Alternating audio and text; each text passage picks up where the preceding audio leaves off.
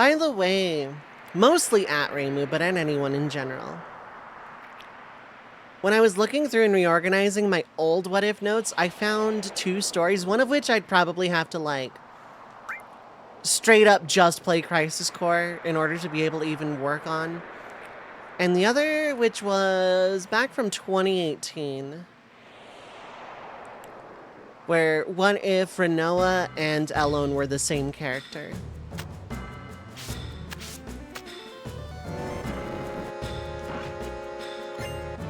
I want to say it was 2018 we did that story.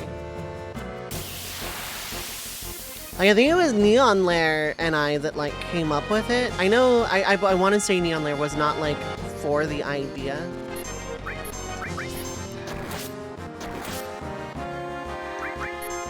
Well, no, it's not like I was working on it the whole time. I found it from back then, but, like...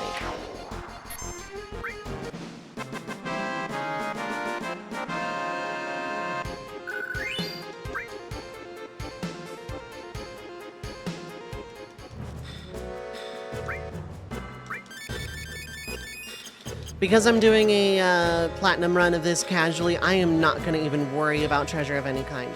Hydrate! That reminds me, Vagabond, it's been a minute. I hope you've been well, bud.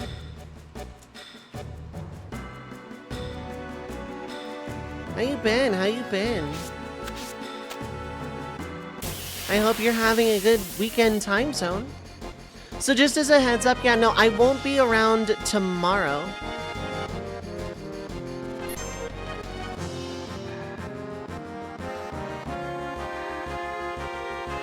I already wasn't going to be around tomorrow.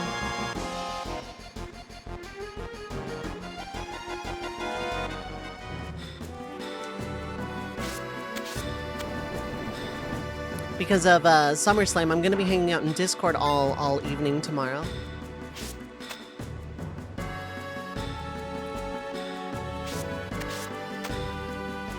But now with these internet issues, I'll be around on Sunday. I might just do like a bunch of what ifs or something. I might, like, I don't want to put off shuffle time because of internet issues again, but...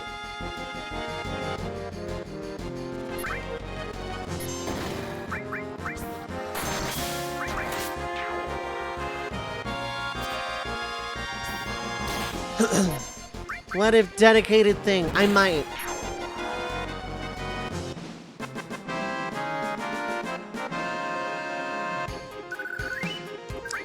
Okay, this is a 12 one, which is going to be difficult, but I got one from Draconics. What if Rex lived and Gabranth never betrays the group? I'm going to be real, I haven't played 12 in a really long time, so I'm like going to be real muddy on the plot. But what if Rex lived has been on my mind for a very long time, and I suggested that that probably is how the plot should have gone.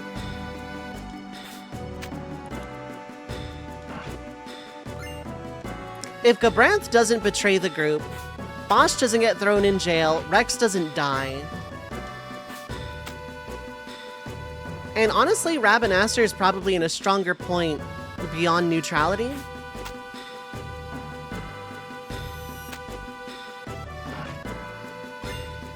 So going, a lot of stuff has happened and is happening, got a raise at work, going to a con.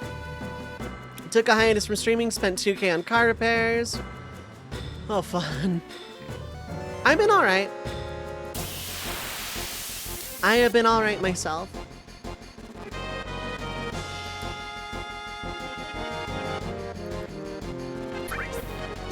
Vaughn and Pinello don't get involved in the plot in this scenario, replaced probably with Rex and Gabranth.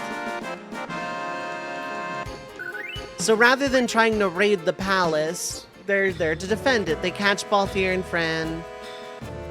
Nothing happens because it's Balthier, he's leading man, he gets away, but like shenanigans ensue. This is going to be a very dry one because I have not played 12 in such a long time.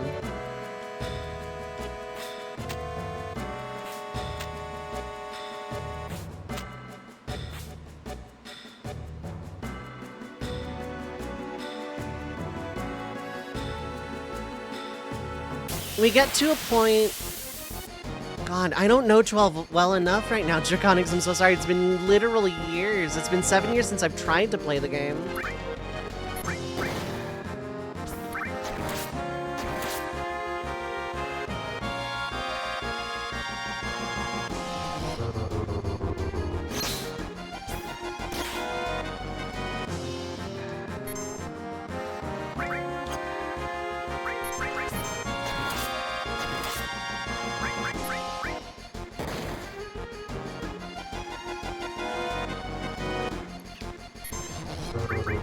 I think the plot would ultimately go faster. Larsa probably would stay with the party because Gabranth is there. Vaughn and Penella would just be in Rabanastre the whole time. Ash would probably open up to Rex a little easier.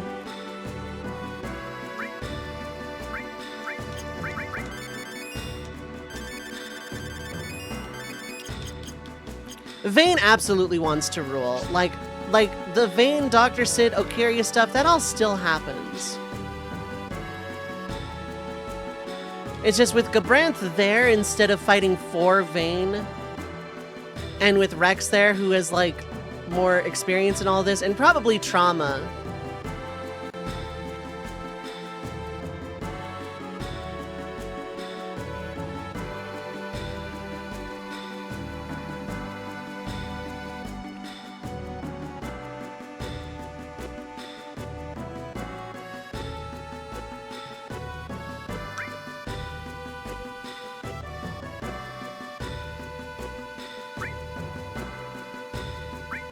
I know Tifa going right is what I want.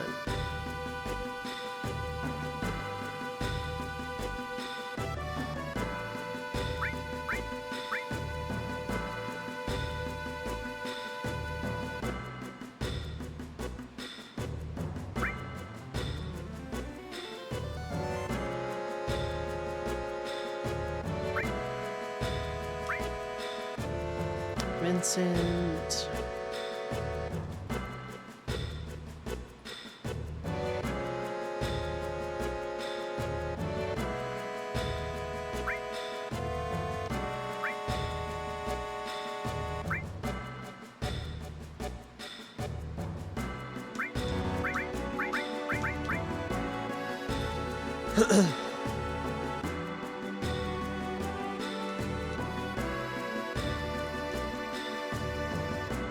Skip through a bunch of dialogue.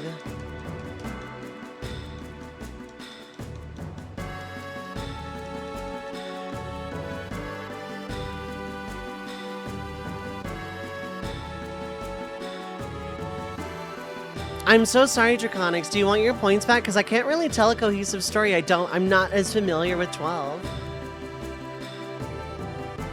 Like, Ash, Balthier, Fren, Rex, Gabranth, Larsa, and Bosch would kind of just be traveling together, trying to stop Vayne, and can't decide whether they should do so politically or militarily, because Vayne is kind of really good at both. Found 12 on PS2 for sale. Wow, very nice.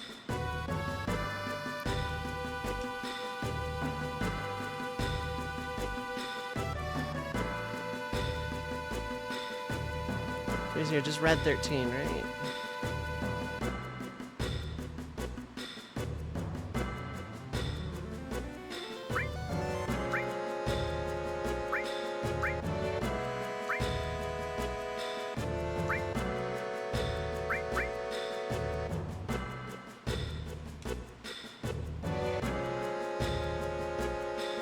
Okay.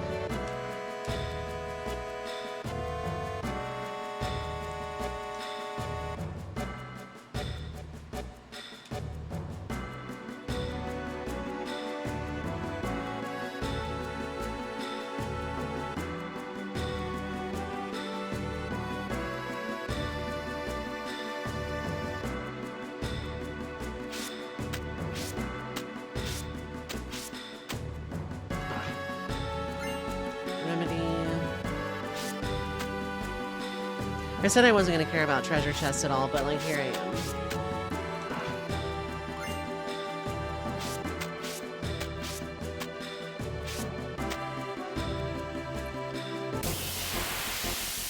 Yeah, I saw what errands you were up to. Also, hi Nisha, how's it going?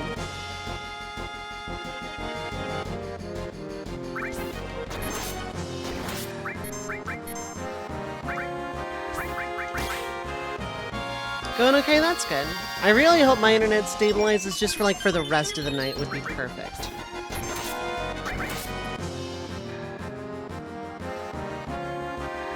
Final step soon, yep.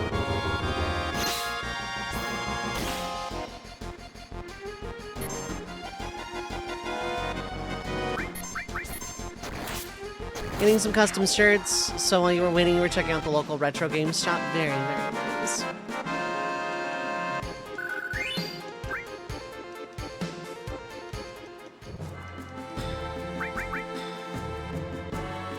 I think ultimately the party of Rex and Gabranth with everybody else would probably actually find a way to stop Vane peacefully. Considering Vane has a little bit less muscle with Gabranth not there. They stop Dr. Sid. Vane probably still dies at the end, but like, probably just to get rid of Vina rather than like, actually, and realizes Larsa's really come into his own, and the world is in good hands with Larsa.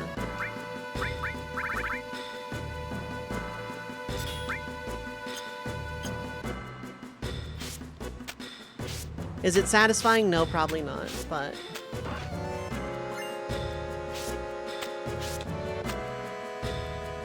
Is that good enough for now, Draconics, or, you know, because I can try and elaborate more, but I haven't played 12 in so long.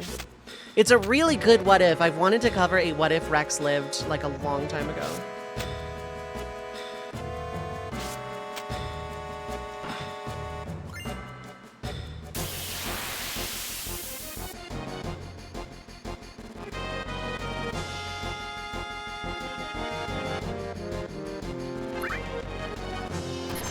Yeah, it's way more damage.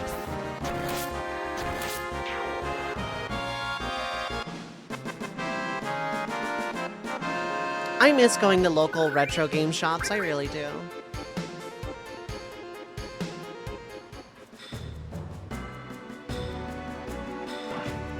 That's good? Okay.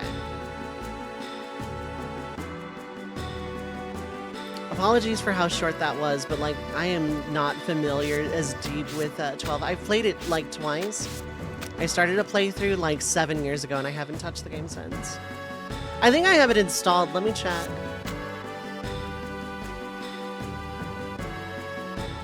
I do. I have 12 installed right now, in fact. It's been a minute since you visited your local retro game store. Pay a visit sometime. Hell yeah.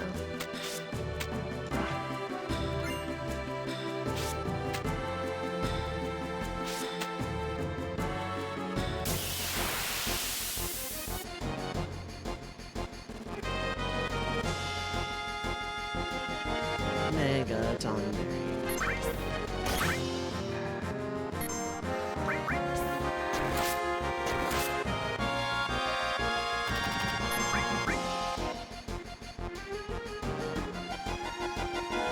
It's always cool looking at shelves of cool stuff, yeah. It's been so long since I've been to one. I miss it a lot.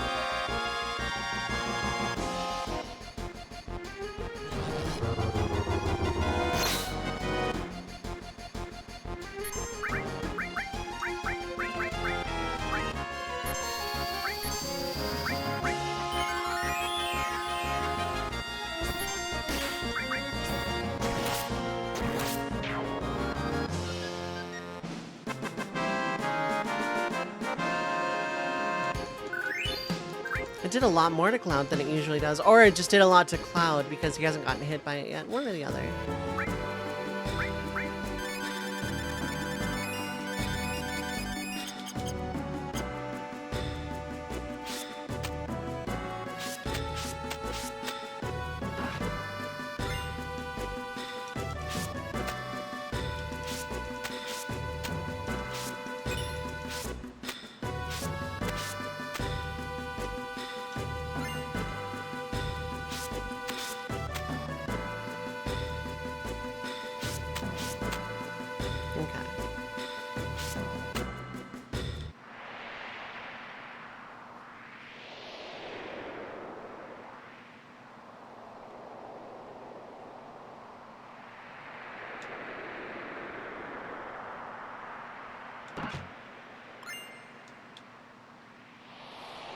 Pretty sure it's safe to drop the save crystal here.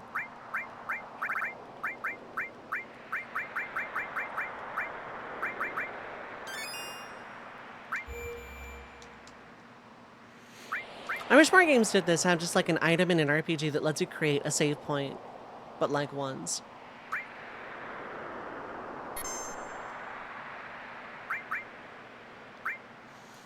This isn't platinum, I don't care.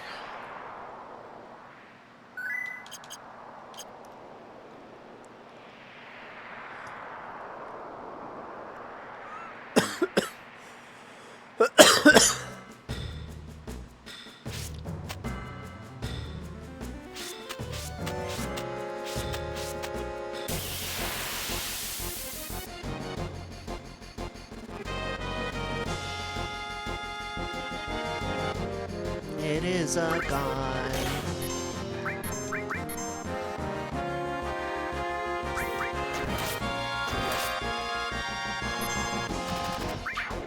Oh, okay.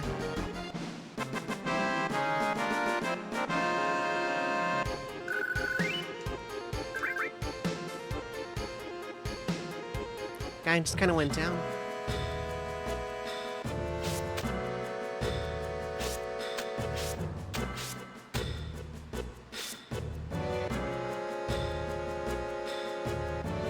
I don't care about duping anything from the upper left path, I just want to go right and get the Misteel.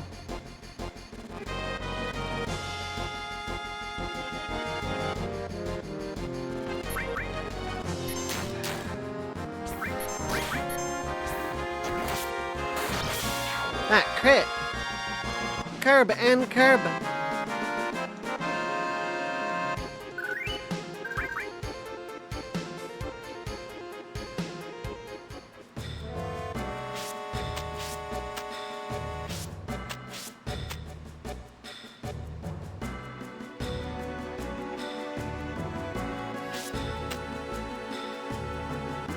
Oh, we just climb up that. I always forget.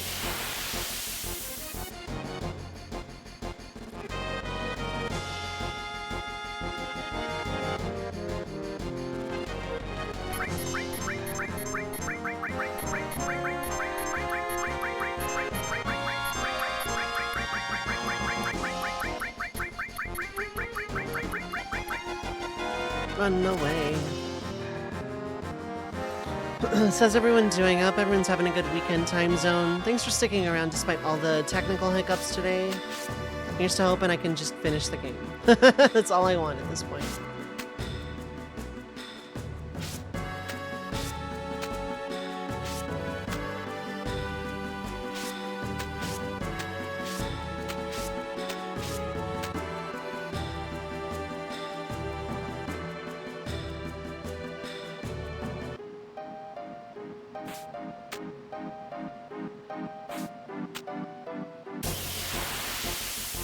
Besides, weren't killing your motivation to do anything due to exhaustion and heat wave. Yeah, I feel that. I got pincer attacked. Well.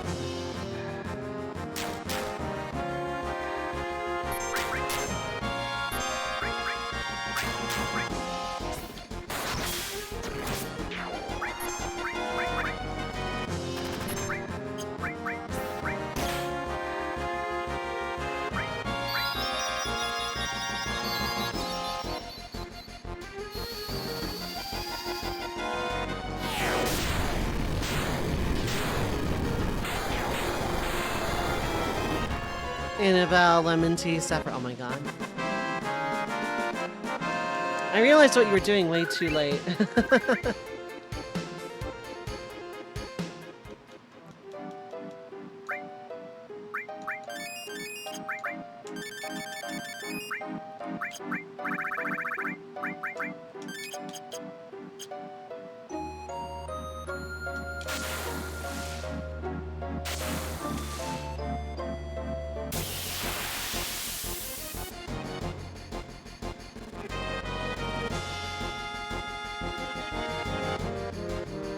It's another one of these, actually. When I started as lemon tea.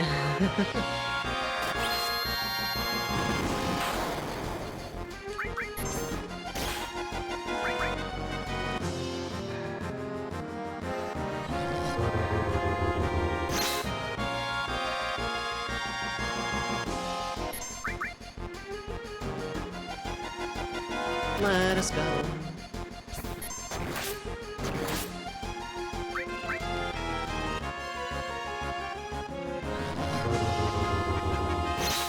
No, it just hits Cloud really, really hard. Okay.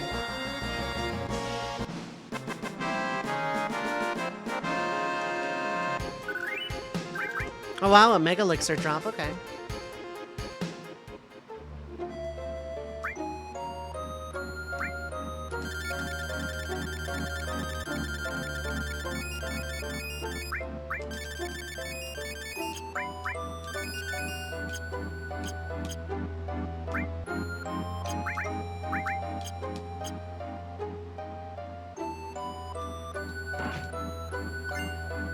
As soon as I see misstyle, missteal, whatever you want to call it, then I am Audi 9000.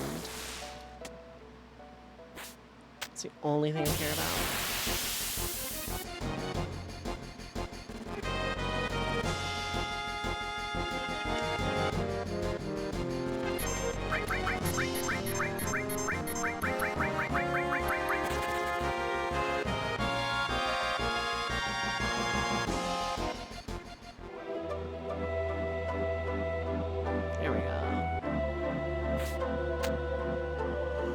SmackDown News, LA Knight just Grand Theft Auto'd Logan Paul.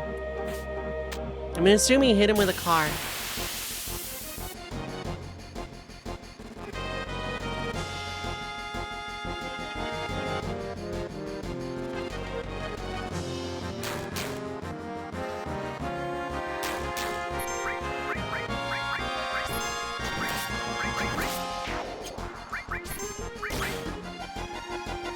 I actually stole his car. Okay, that was my next guess.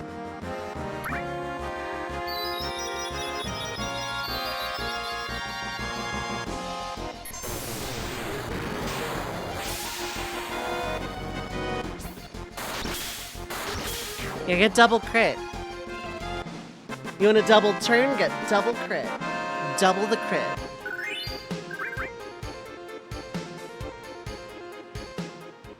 What was the Don you steal on Logan Paul?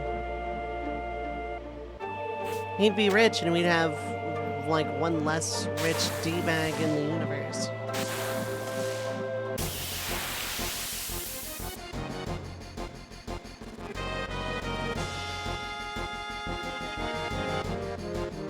Oh wait, yeah.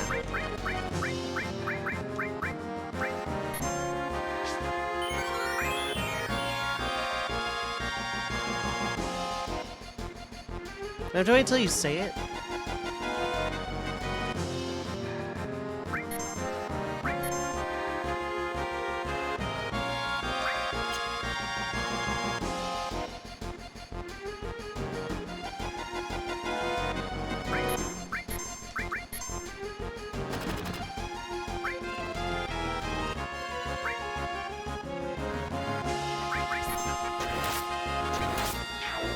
Okay. That was weird. Still 1,000 AP though. Free turbo ether for my trouble.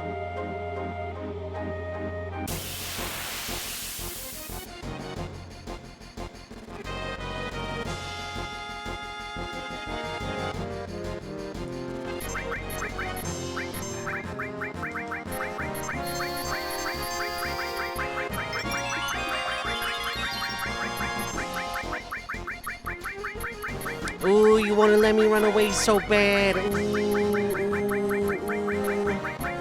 Come on.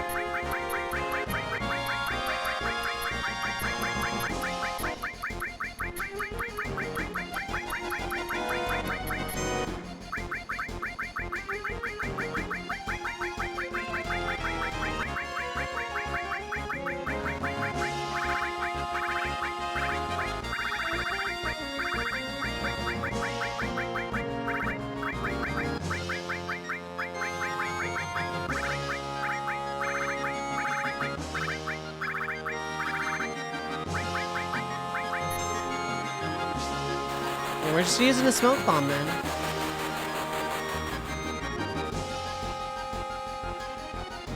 It works for me.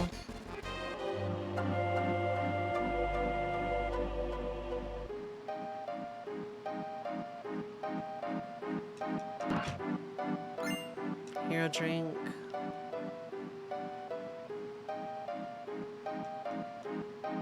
Oh, what? Oh, I know where. Okay. Zidane would have some really bad fitness water in a new car. There you go.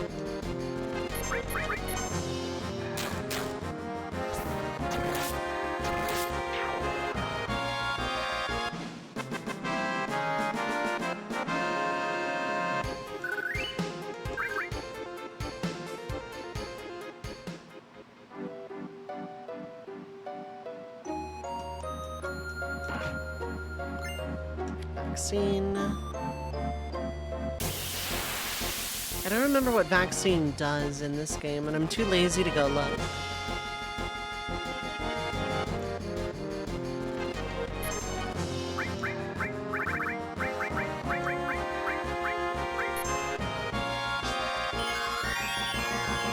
What if Dolan? No.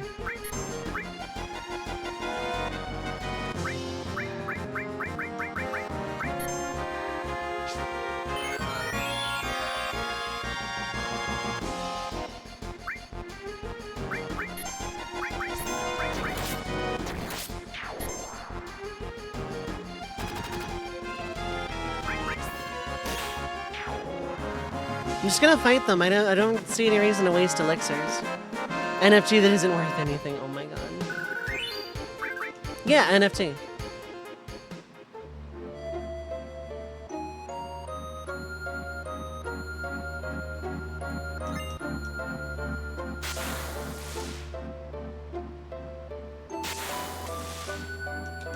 No, not what I...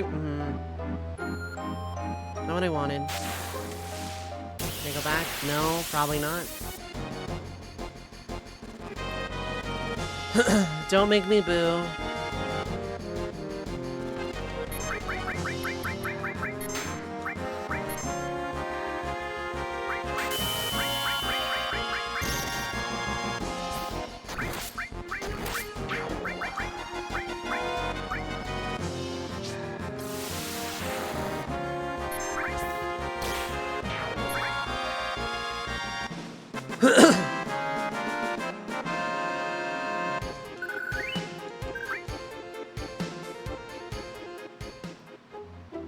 Oh, cool, I can.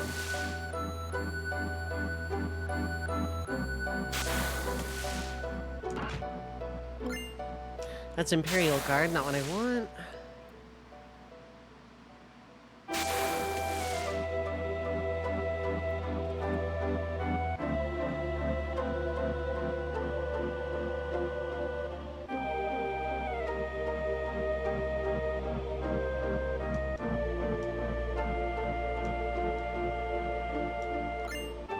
Counter Materia.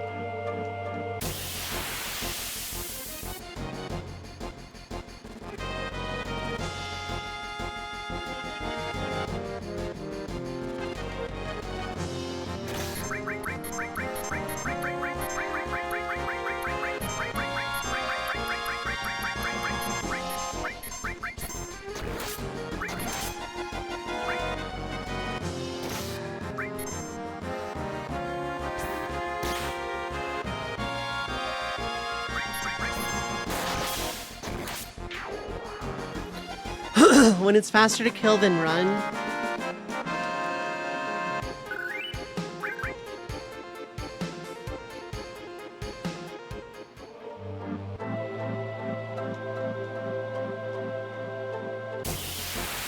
That was 4 steps.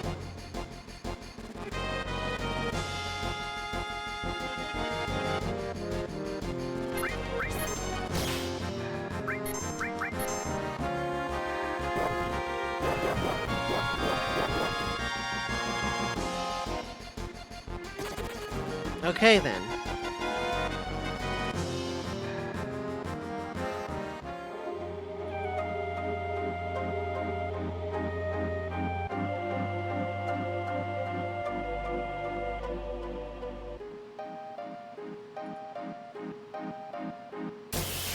That was literally 3 seconds. Give it up for this encounter rate, everybody. Give it up for this encounter rate.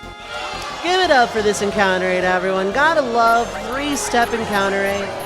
Absolutely fun time.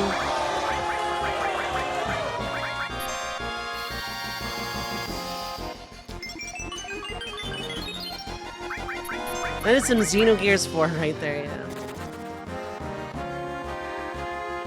Oh, baby. Am I allowed to move now? Thank you.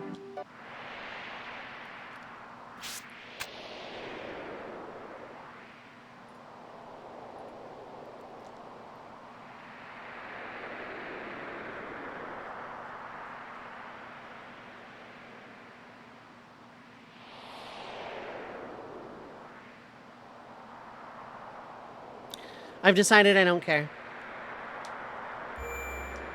If I care, I have a save point, and I'm gonna do platinum on the PS or on the PC version anyway.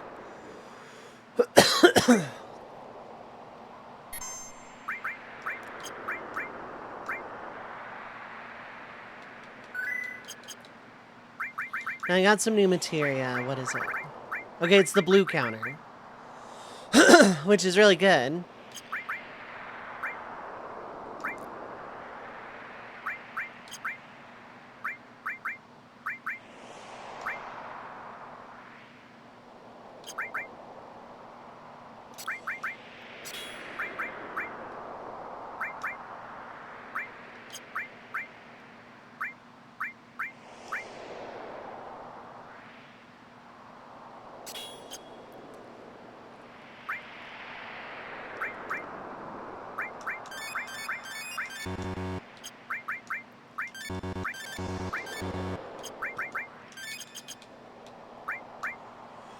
I could have used a tent, I realize. Oh well.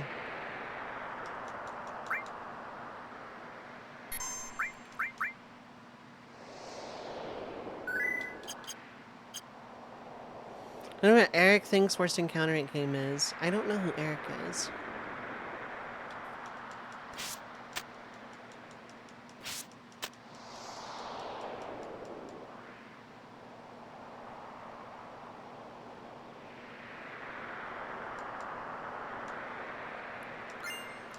That's a Misteel, not a Mithril. The 2 party members I had don't give you anything.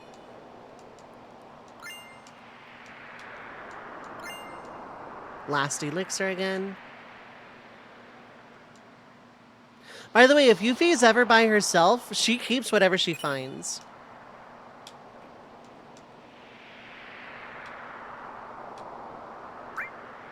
And everyone, let's mosey.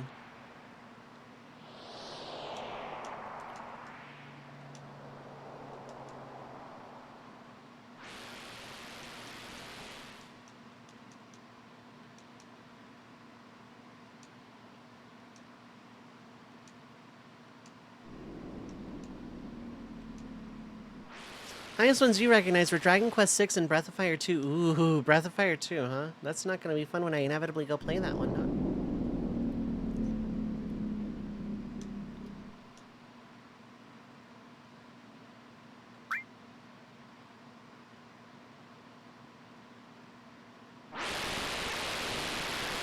Later.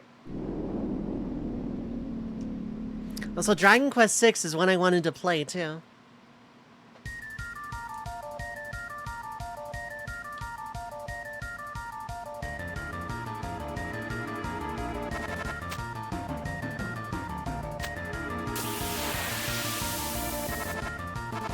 I'm budgeting for an encounter on every tile. Here's an Iron Giant. I can run from it.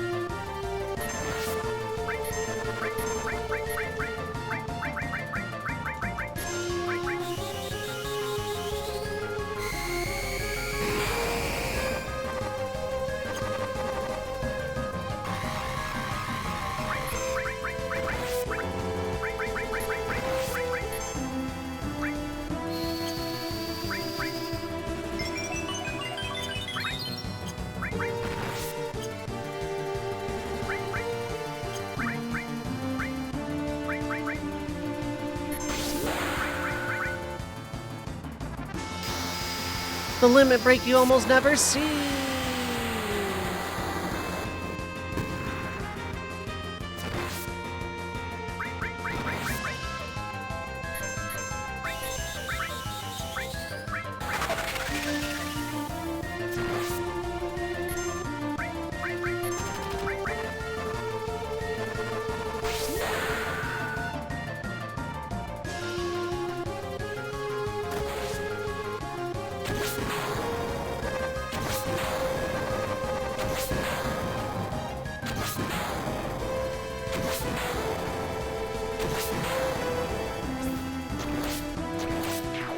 Cool. Zombie Dragon would be great to get Pandora's Box, I guess. Would be good for Bizarro, but otherwise I kind of don't care that much.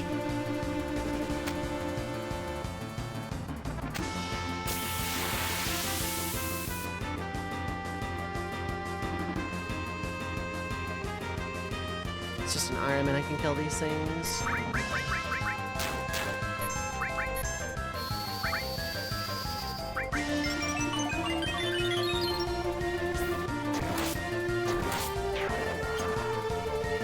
Oh, time wasn't passing, so regen didn't get to tick. Okay, well, that's unfortunate. I played myself.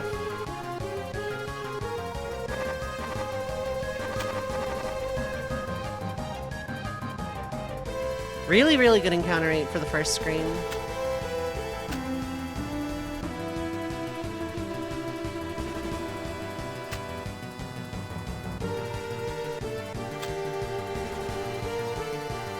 Really good encounter rate on the second, too, damn. It was like, what, 4 tiles without? It's making up for the freaking bright room.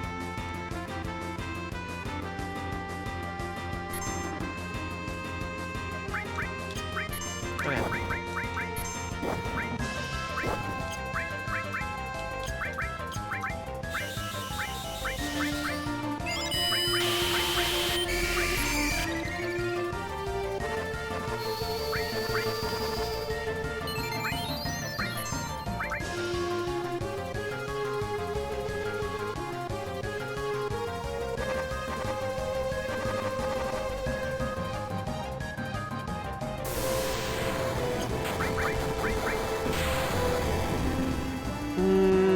Thank God I have a thing.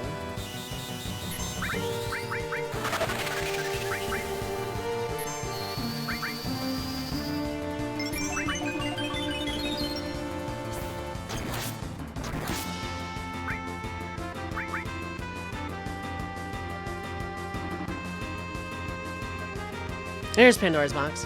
What if Hojo, or a 6X VII, was the head scientist of the Gestalt Empire and Sid was his assistant? So basically Kefka with science credentials. I feel bad for those espers. Okay, I learned it. Good.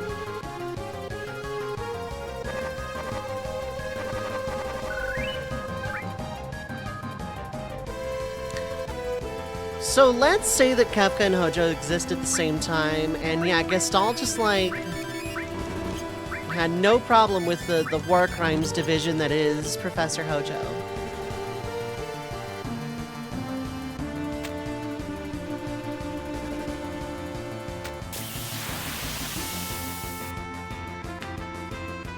Espers are more than just drained to their power. Hojo wants to know what makes them tick. You know, in case they run out or can't get any more or whatever.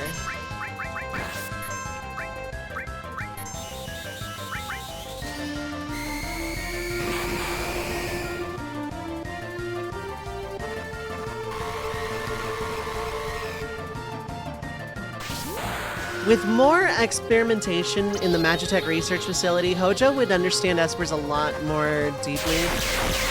And he would probably steal, like, some stuff from them on a cellular level. At this point, I'm not gonna pop Cloud's Limit Break.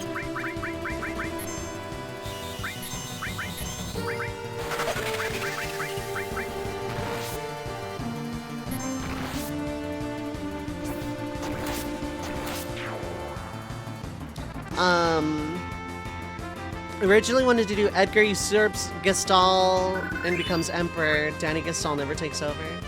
Well, Gestalt doesn't really have a family.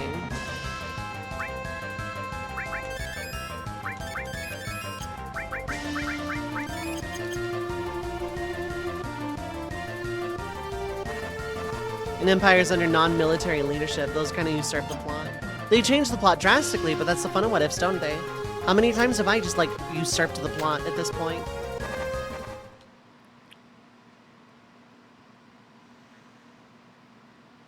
Hojo would go a different route with Magitech injection. Instead of just imbuing someone with just whatever magic they drained, it would be with the cells of espers.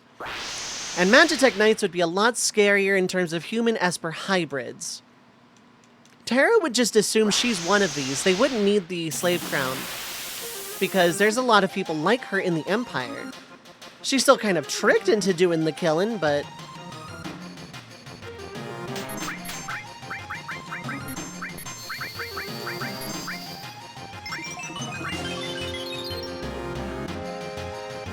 But,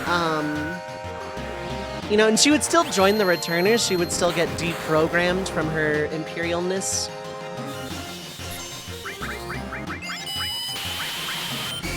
But...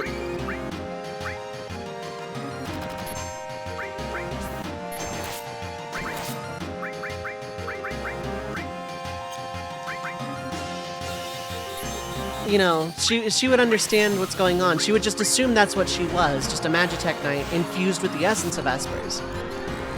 When the battle at Narsha happens and Kefka is taken down, it's a tougher fight because Kefka is, like, got Esper DNA in him now.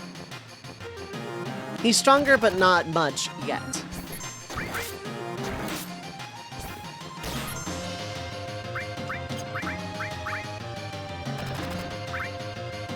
But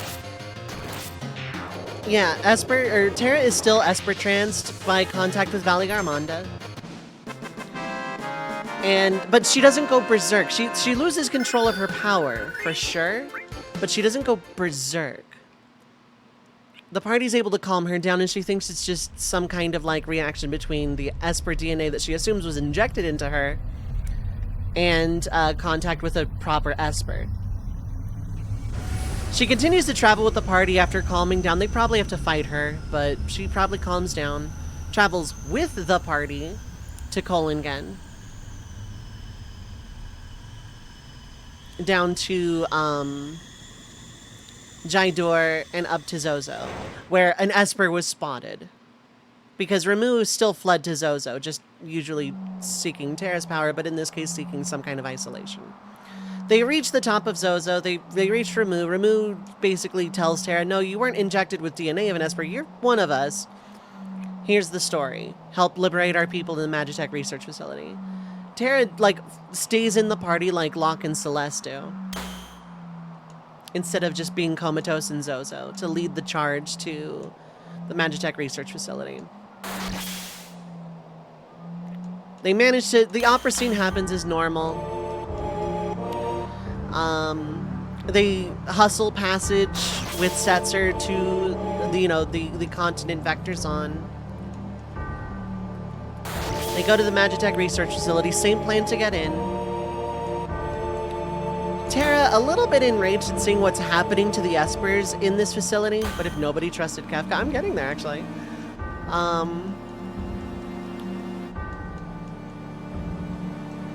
Terra goes berserk again, loses control of her powers, contact with so much magical energy and Esper DNA kind of all over the place. I can't use a tent, can I? No. I can use a Mega Elixir, though.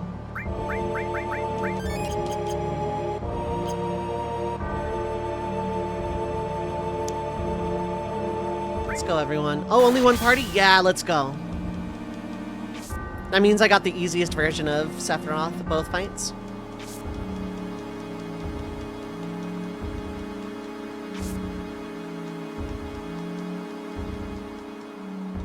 And Sephiroth to the settling of everything. Banger alert. Hot take, Birth of a God is better than One Winged Angel, don't fight me.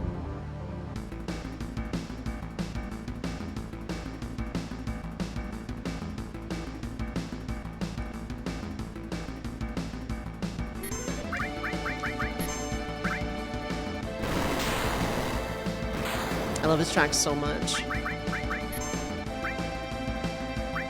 Bizarro Energy. I love One Winged Angel. It's a masterpiece of video game music. It's also overrated.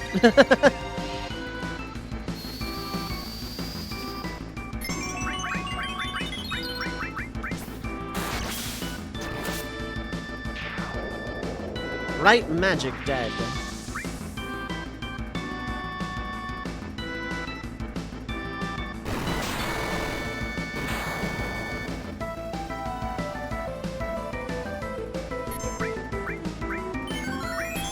Bizarro Energy.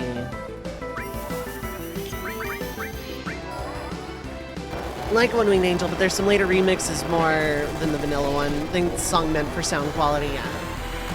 So, Terra in her Berserk permatrance state fights Kefka 1v1, who is also a bit stronger than at Narsha.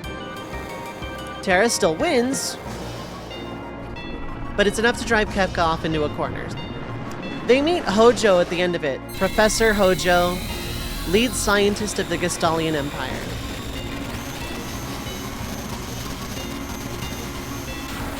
And he's also given himself the Magitech injection, for lack of a better word. And so he's kind of the boss of that dungeon.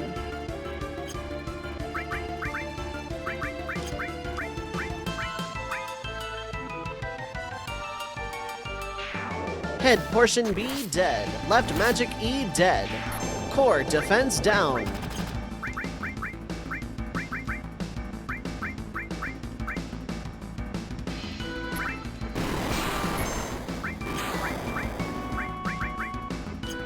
Okay, there's only one target. Good. It's very similar to the end of Disc 2 Hojo fight. Like, very, very similar.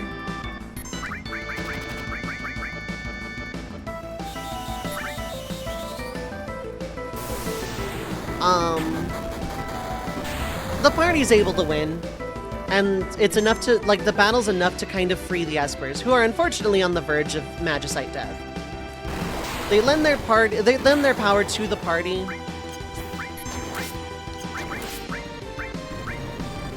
Yeah, I figured this would be easy. And yeah, Terra reunites with her father on the brink of death. Terra, like, Maduin, like, personally entrusts his Magicite to Terra. And Terra loses her ever-loving mind. There is no Kefka pulling a gambit here. He's run off. He's probably run off to the palace. Terra's going berserk. Celeste decides to teleport the party and herself out of there. And as they're teleported back to Setzer's airship, Vector explodes. Like, Terra completely levels Vector, levels the Empire. It's another fight against this, like, enraged, tranced, and now Magicite-infused Terra. They're able to calm her down.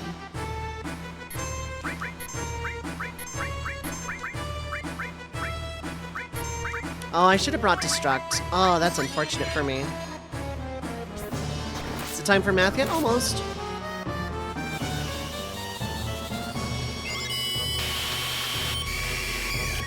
Cloud has one job, it's to hit really, really hard. Hydrate!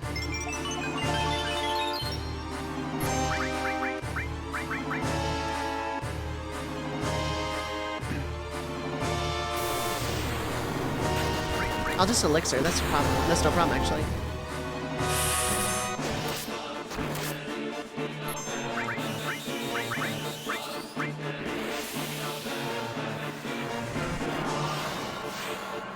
Terra feels guilty over what she's done because she's probably killed innocent people in the town in this massive explosion.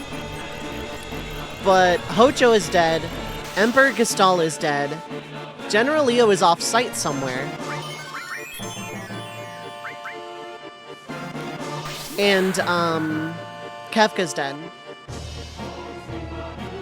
The great song probably meant for an orchestra, yeah. What's the... Oh, question mark for Pandora's box. Right.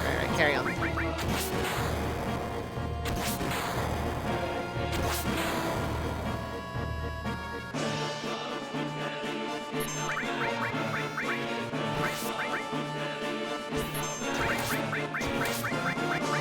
I forgot to use my sources. Whoops.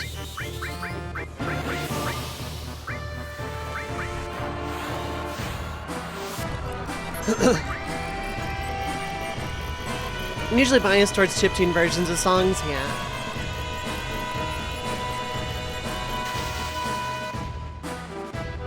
Oh, that still gets... It doesn't go through shell.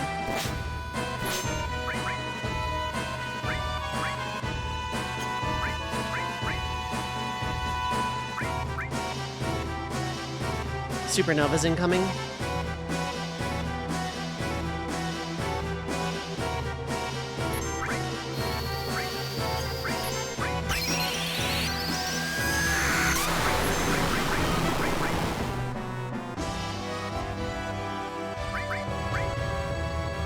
I think it's Pale Horse than Supernova.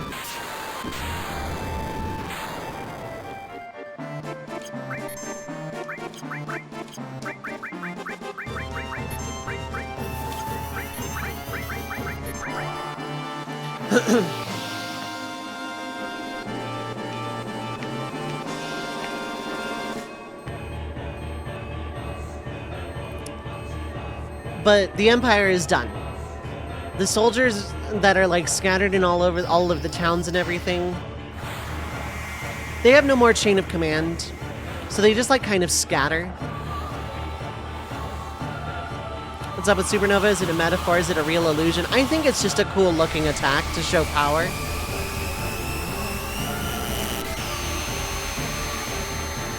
I don't think there's any meaning behind it. Because is there meaning behind Bahamut Zero, like orbital lasering the planet? Destroying part of the atmosphere, destroying the literal ground.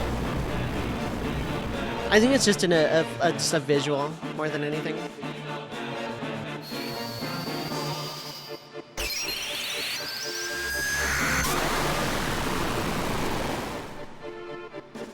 Shell blocks Ultima in this game. Okay.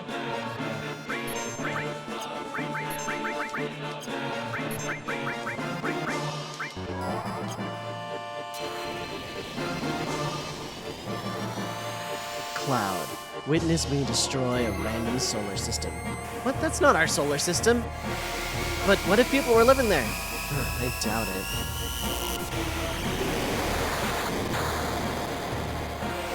How's it going, Blab? How are you doing, friend?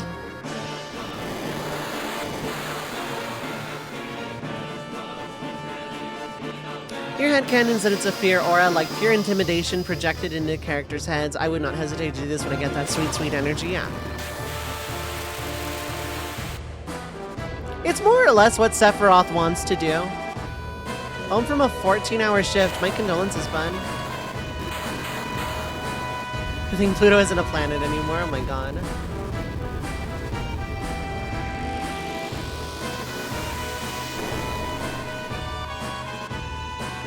Saturn survives, yeah.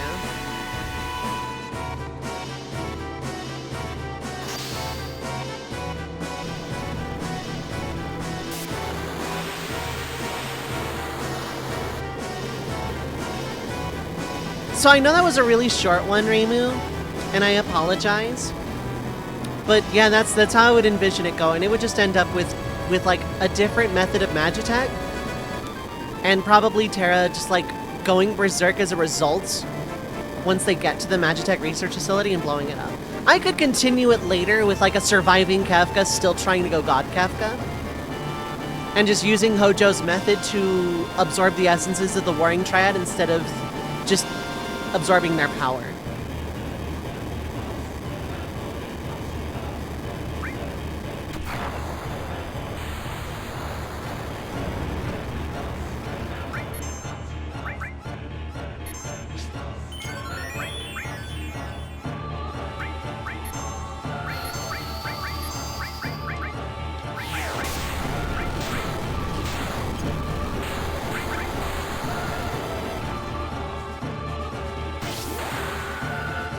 Before you change this mode to, I want a planet boat and infect more things. Yeah, pretty much.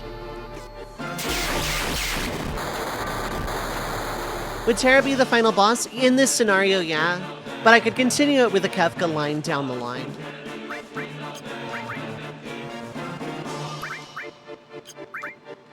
Descend, heartless angel.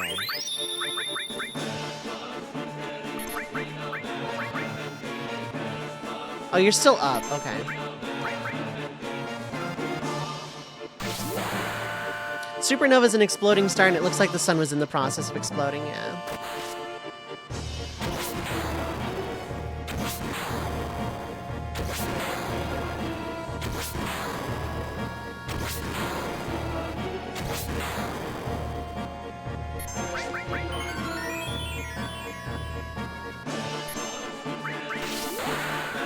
Still not as much damage as a Shakan guard, yeah.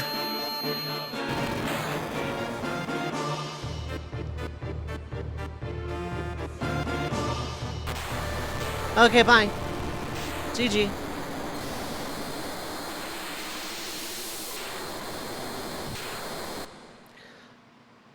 We're on the cusp of an ad break, so I'm gonna play the ending after I run 3 minutes of ads.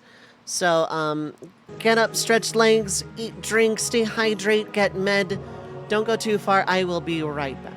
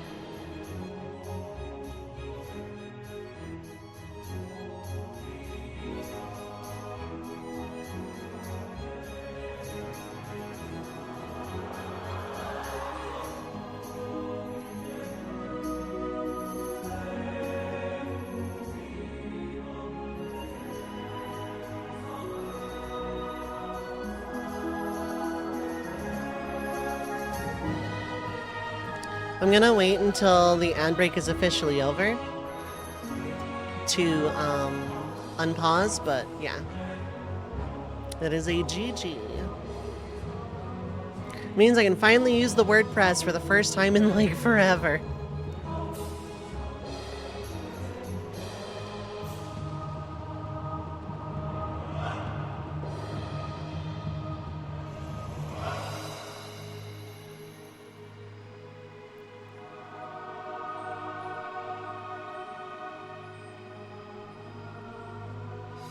Last, the world's shampoo supply can recover. Or can it? Vsauce, Michael here. What if that shampoo bottle wasn't real, and it was just a method with which Hojo used to inject Sephiroth with Genova's cells?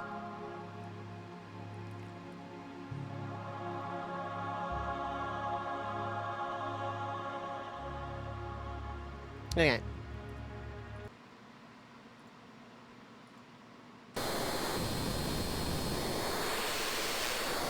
And life energy and Mako and stuff too, I mean, I guess.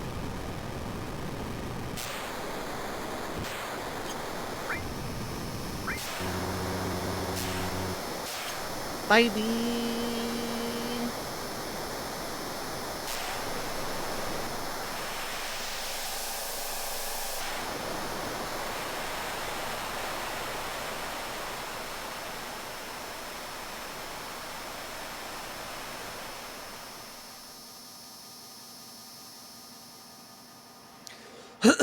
Time for the cutscene battle. Thanks, Thanos. Oh my god. I'm not going to entertain a what if about Thanos snaps before anyone gets that idea. I officially count that as crossover with Marvel, which I'm not doing crossovers outside of Final Fantasy. I'll do crossovers within Final Fantasy, like Hojo in 7 and Zidane in 9, kind of thing. My official ending to the Hojo in 6 is that maybe Hojo and Kefka survive to become antagonists later. Kastal in the Empire itself is dead, though. Which means Leo would survive, probably. But... was a real Family Guy joke? I'm not surprised.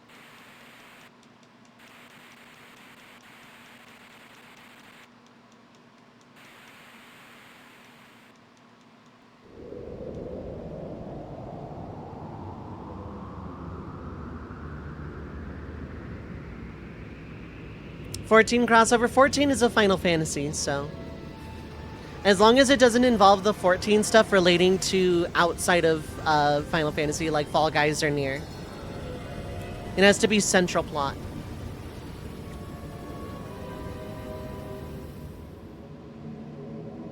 This is a cutscene fight. I'm gonna do Omni Slash just to style on him. But... because fun fact, you can't lose this fight. If Sephiroth gets his attack off, Cloud just counters and wins, like, in a single hit.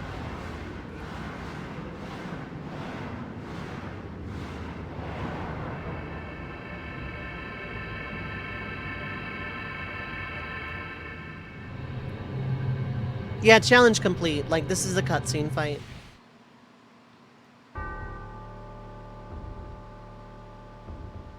When you were a child in school, you taught each other Omni Slash on the playground. Hell yeah.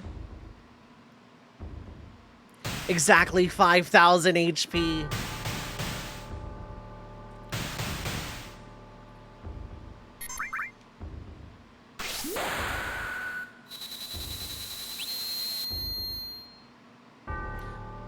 They're not canon in 14, they're side events.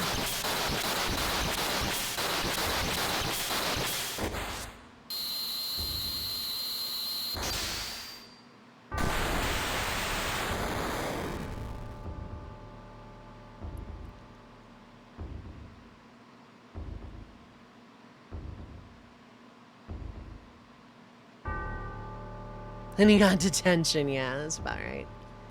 Is it all fiction is in a kid's snow globe theory? I don't know.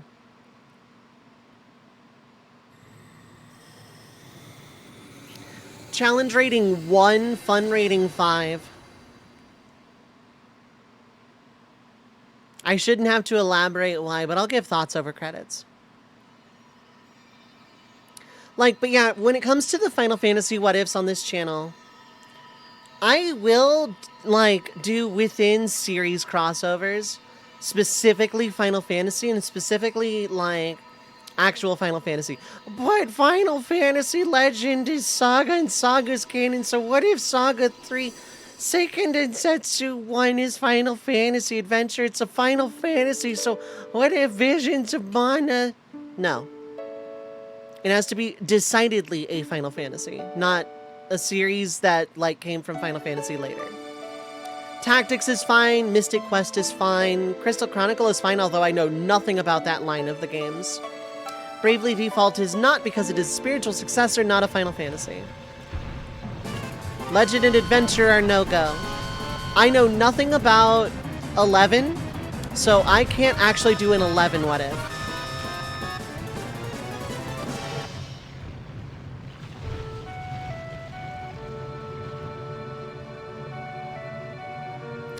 So, mainline and Tactics are the best bets? What if Dragon Ball Z was a Final Fantasy? No. Chocobo Racing is on the table, I know nothing about it. Chocobo Dungeon, on the other hand, specifically Wii/Switch. What if in Tactics, Algus tripped on a rock on the very first scene died the most humiliating way? Then nothing of value was lost.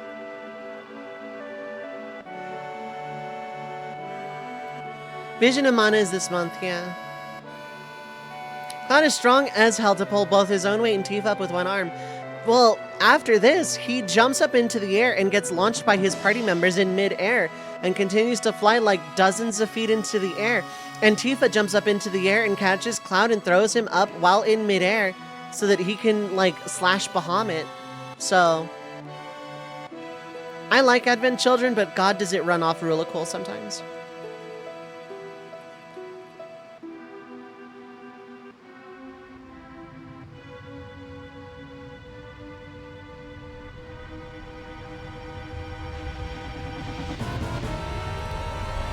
My point is, if you have a jokey what if, don't spend points on it. Smoking in the core of the planet? It's Sid, of course he would. Goofy little music sting in the ending.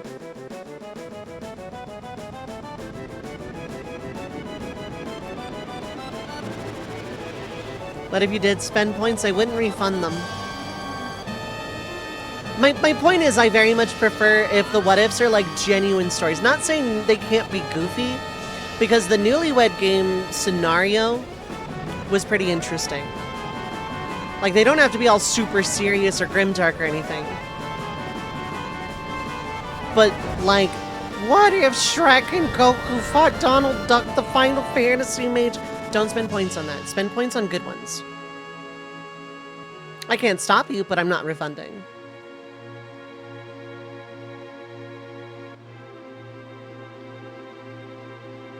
What if Mint was in Final Fantasy VII? That's not a question I can answer.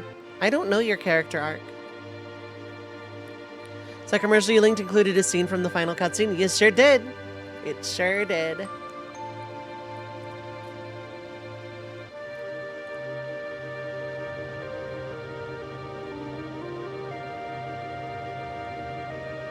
This wouldn't be terrifying for like a 4-year-old girl to see. What if Sans was in 7 or he's already there in Sans Undertale? Yeah, spend points on the good ones. You can joke what if in the thing and I'll mock it like I'm doing. And I'll give like really like 1-sentence answers. But the ones that I spend points on are the ones I want to do actual stories on. So I was wondering, I don't remember that fighter plane you had.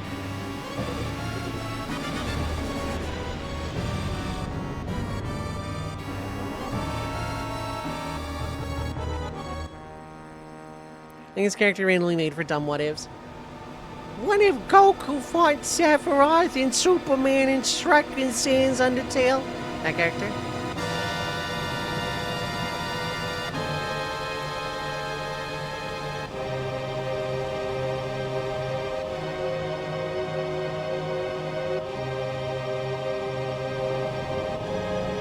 Yeah, points dropped on a what if, and username totally not MatPat, yeah. They'd have to follow and lurk for a really long time to get those channel points. Shrek would win any fight, you keep trying to say. Who would win, Shrek or Donald Duck, the strongest Final Fantasy mage? No. What if the real live stream was the friends we made along the way? You know, technically, that is an eventual truth.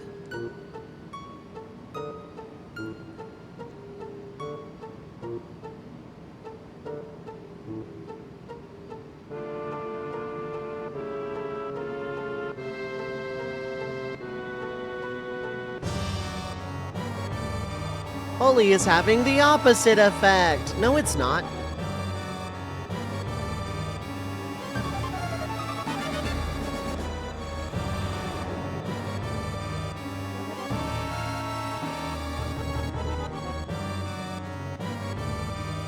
Shrek could be one of Hojo's research findings. What if Freddy Fazbear denied?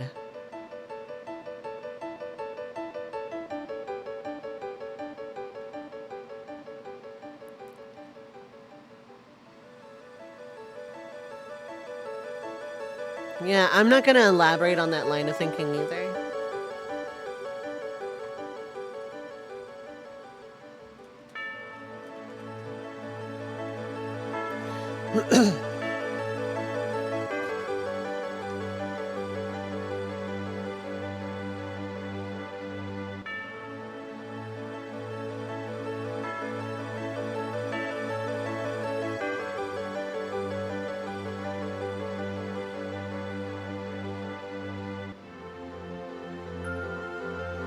Be interested in What If about the Gi tribe, but they're minor characters, yeah.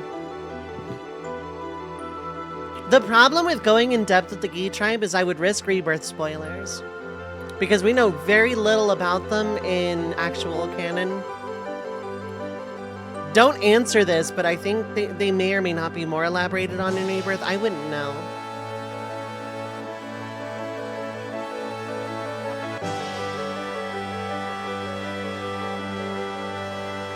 What if you tried playing 12 and 13? You might like 12. I think you might like 12, Misha. There's not a lot of science, but it's a very fun game. And the what ifs are about what I know. And what I know is most of the mainline Final Fantasy and Tactics. That said, Mystic Quest what ifs would be pretty goofy, and I think those would be kind of fun to do.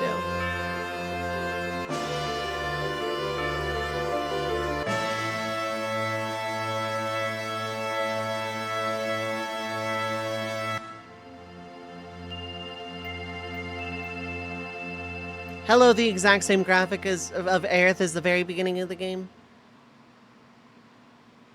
13 is a lot of science. Like, you would like the plot and setting of 13. Gameplay-wise, I think you would like 12. Honestly, I mean, what if I tried playing Final Fantasy insert number here? Go for it. You might like it. I hope you do. That is always going to be my answer.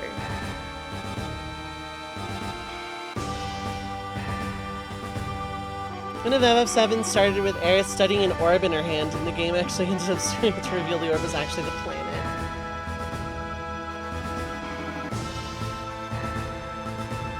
One could make that argument if the Black Materia was just the embodiment of the Temple of the Ancients, the whole place, then White Materia could just be the planet itself or its embodiment. You could go that route. I'm not going to craft a whole story about it, but...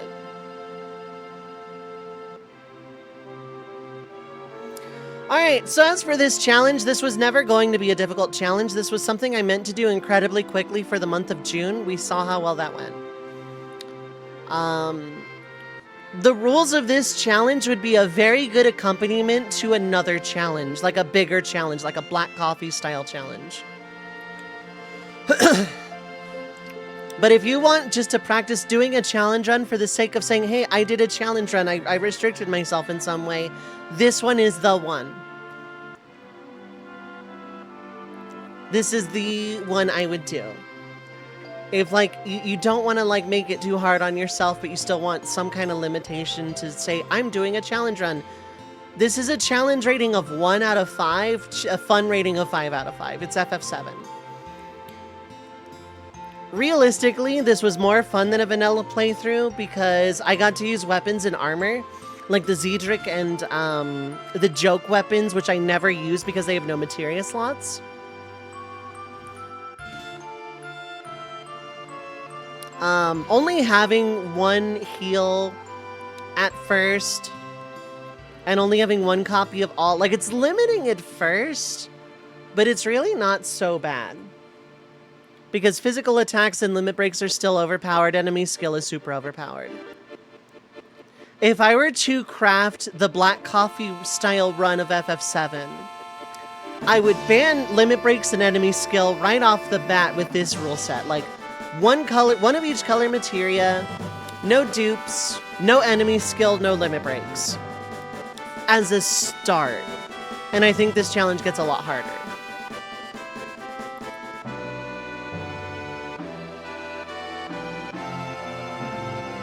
Aerith just tosses it to Cloud while he has the nail pad equipped.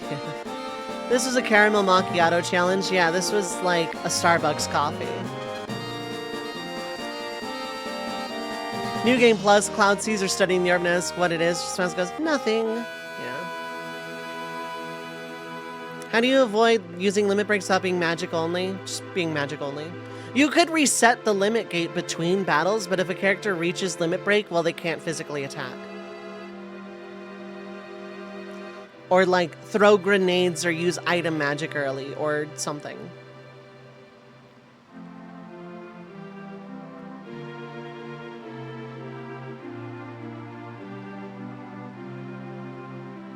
Like someone reaches limit break, okay, they're magic only. They're item only. It makes counterattack have a lot more viability and usefulness.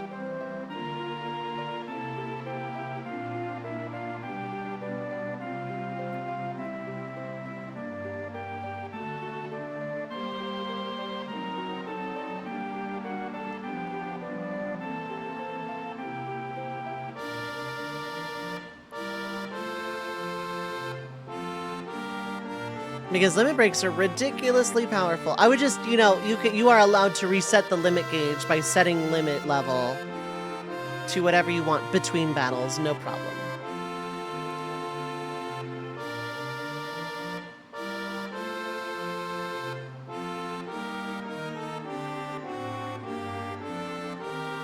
Probably also have a no selling the all materia, like no selling materia, probably to prevent just, hey, I mastered all, money's never a problem again.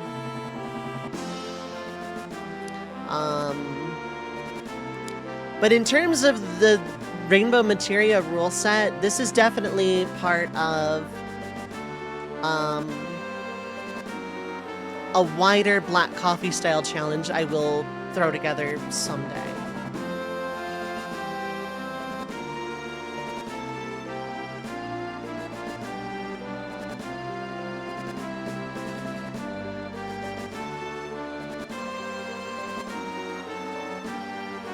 Why does Twitch?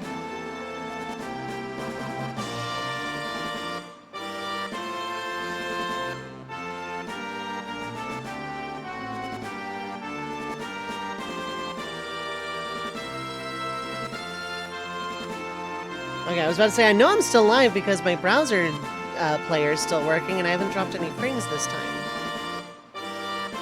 No selling like you're a Hollywood art, yeah, pretty much.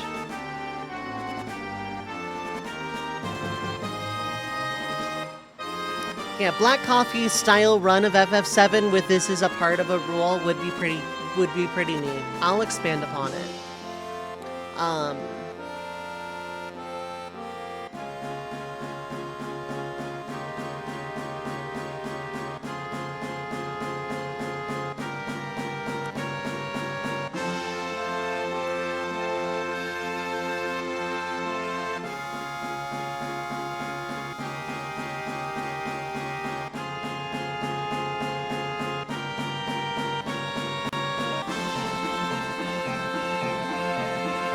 Well, something funky did go on because I was 30 seconds down on my actual browser player, so something did happen, but I didn't drop any frames and it didn't say I disconnected, so... Did anyone notice anything off during the credits here, or at any point in the last, like, hour? Or has it been pretty smooth?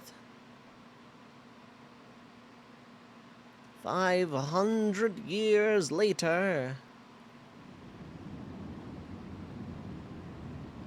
Seemed okay? Okay.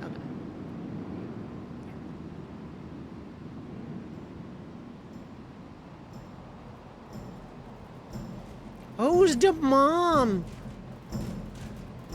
Was it Nanaki the last of his kind? Who's the mom?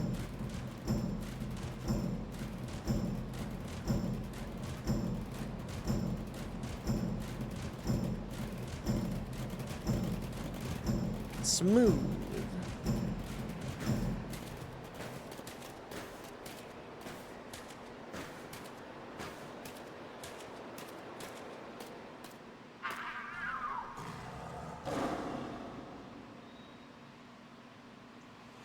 Why have we never gotten a Final Fantasy VII style game set at this particular point in time with like the nature is reclaimed Midgard scene here?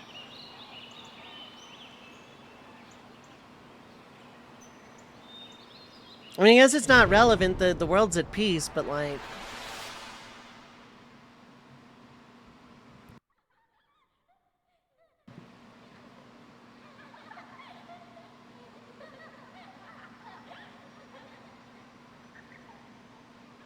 Anything of non-Shinra enemies to fight, I guess.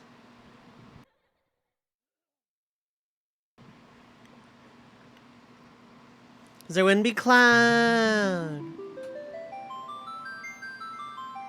Challenge rating 1 out of 5. Fun rating 5 out of 5. This was basically vanilla, but I got to play around with other weapons and stuff that I don't normally. I recommend this challenge very highly, but I'm gonna craft a black coffee style run out of it.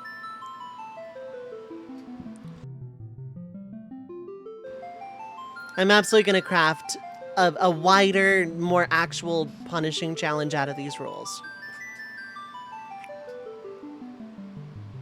To avoid enemy skill, cheese, and limit break carry.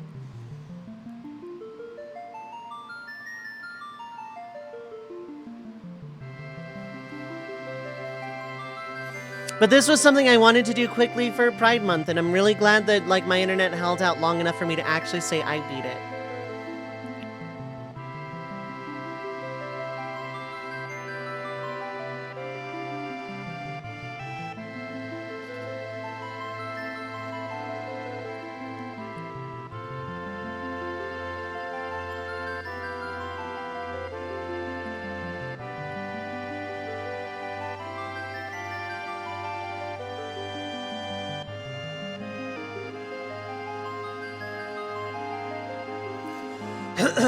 Even though you've beaten this game, for some reason, no recollection of its ending, yeah.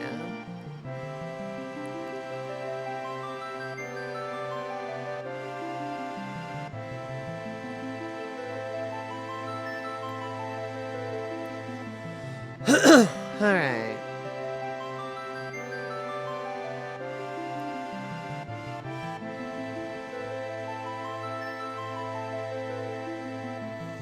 What if Cloud never killed Sephiroth in the beginning? You mean like 5 years ago at Nibelheim? Because technically he didn't.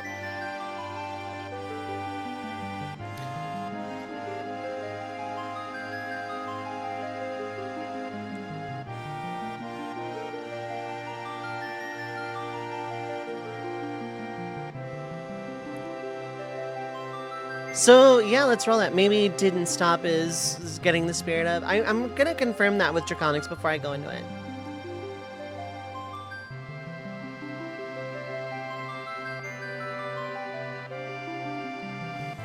So, we're gonna set the stage at Nibelheim, 5 years prior to the start of the game. Zack has been incapacitated, Tifa is badly wounded, and Cloud is just beside himself with grief, tries to stop Sephiroth. They duel. Cloud wins, walks away. Instead of, he confronts Sephiroth, they fight. Cloud gets a nice shot, Sephiroth walks away. Instead of chasing him down to finish him off, Tifa's the one that calls out to him first about keeping his promise. And let's just say Zack comes to try and finish off Sephiroth himself. But he's really wounded. He doesn't get very far before he just collapses. He's not dead, but he's collapsed. Cloud, meanwhile, is using first aid training that he picked up in the Shinra military to try and treat Tifa's wounds. And is able to at least keep her stable until they can get out of Nibelheim. Zack, Cloud, and Tifa escape Nibelheim before Shinra soldiers can swarm in and become Hojo test tubes for 4 years. Zangan, Tifa's martial arts instructor, takes them to Midgar for treatment. It's a terrible idea. Zack doesn't really want to go back to Shinra after all of this went down. But there's not really anywhere they can think of to get actual proper medical treatment at any point right now. So, the four of them reach Midgar, and Sephiroth has just kind of escaped to do whatever. Sephiroth is still enacting his craziness plan, but he's also pretty injured. He doesn't fall into the life stream, therefore not winding up at North Crater. He just collapses and winds up somewhere else. At Midgar, Tifa's wounds are properly treated and she pulls through. Aerith and Zack reunite at this point, and Zack kind of is disillusioned with Shinra and Soldier at this point. He's been called up no less than a dozen times, and he's basically thrown away his phone. I'm pretty sure he had a phone in Crisis Core, I'm not sure. Cloud stays in Midgar with Tifa and Zangan. Aerith and Zack also kind of just stay near, in Elmira's house, let's just say. Elmira raises an eyebrow at Aerith bringing a boyfriend home, but what are you gonna do? At this point, the Turks are dispatched to try and take care of Zack. They don't want to. They absolutely don't want to. Because, like, you know, Zack and the Turks are on really good terms. They tried to save Zack's life on orders previously, and those same orders come through this time. The only difference is Shinra's not sending its full force of military after Zack. They're just kind of, you know, they're sending the Turks in the hopes that, you know, the problem goes away. But if he's not doing anything, then there's not real reason to put a lot of effort into it. And Reno, Rude, Elena, and, God, what's her name?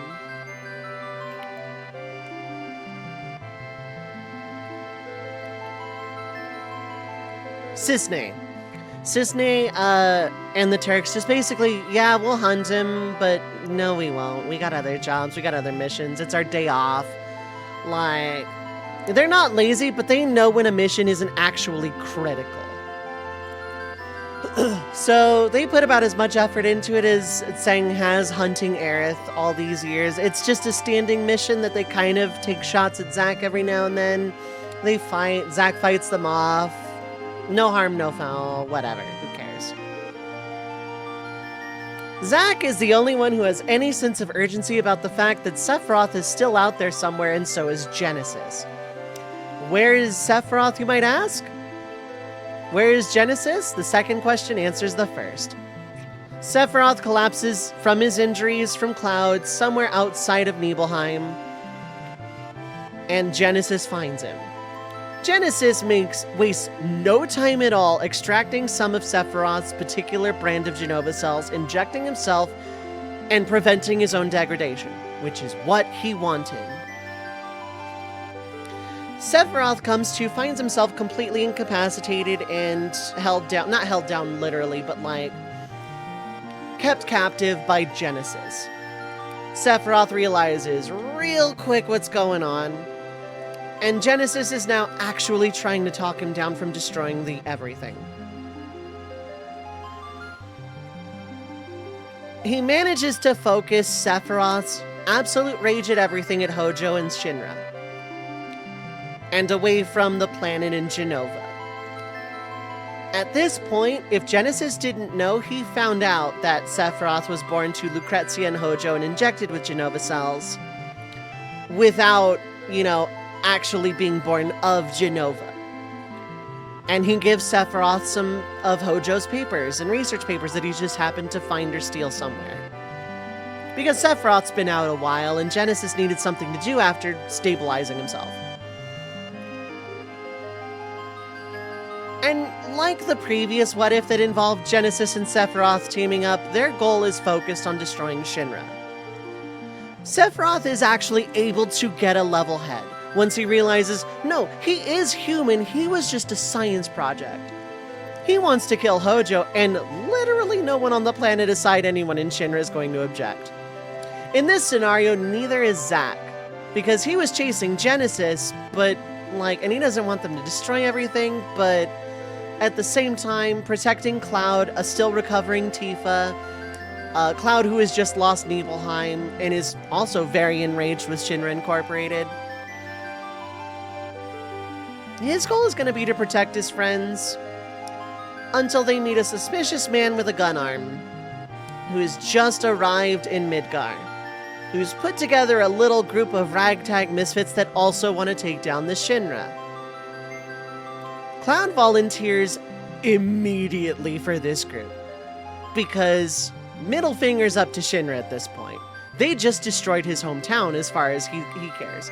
And maybe it'll put him on a path to get even with Sephiroth someday. Barret doesn't care about any of that, but hey, let's go bomb some reactors.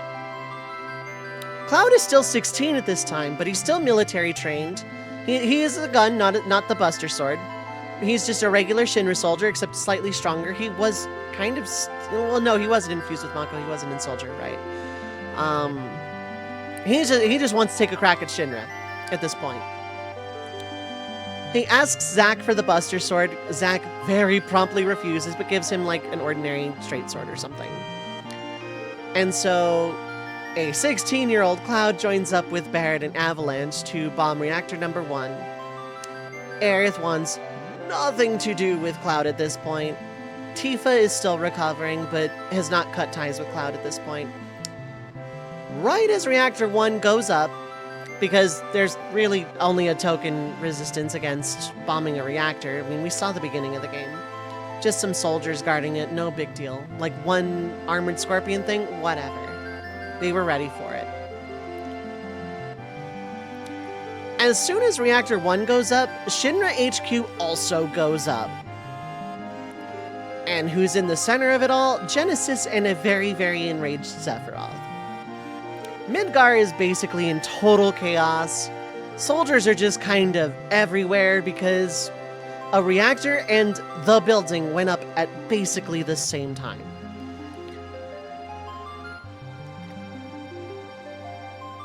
And it's basically a race to get all moving parts out of Midgar before, as far as Shinra, what's left of Shinra is concerned, it all goes up. Hojo escapes and flees Midgar. Every other Shinra exec, except Palmer, I don't really hate him. So Palmer and Hojo survive. President Shinra, Scarlet, and Gahaha all blow up with the building.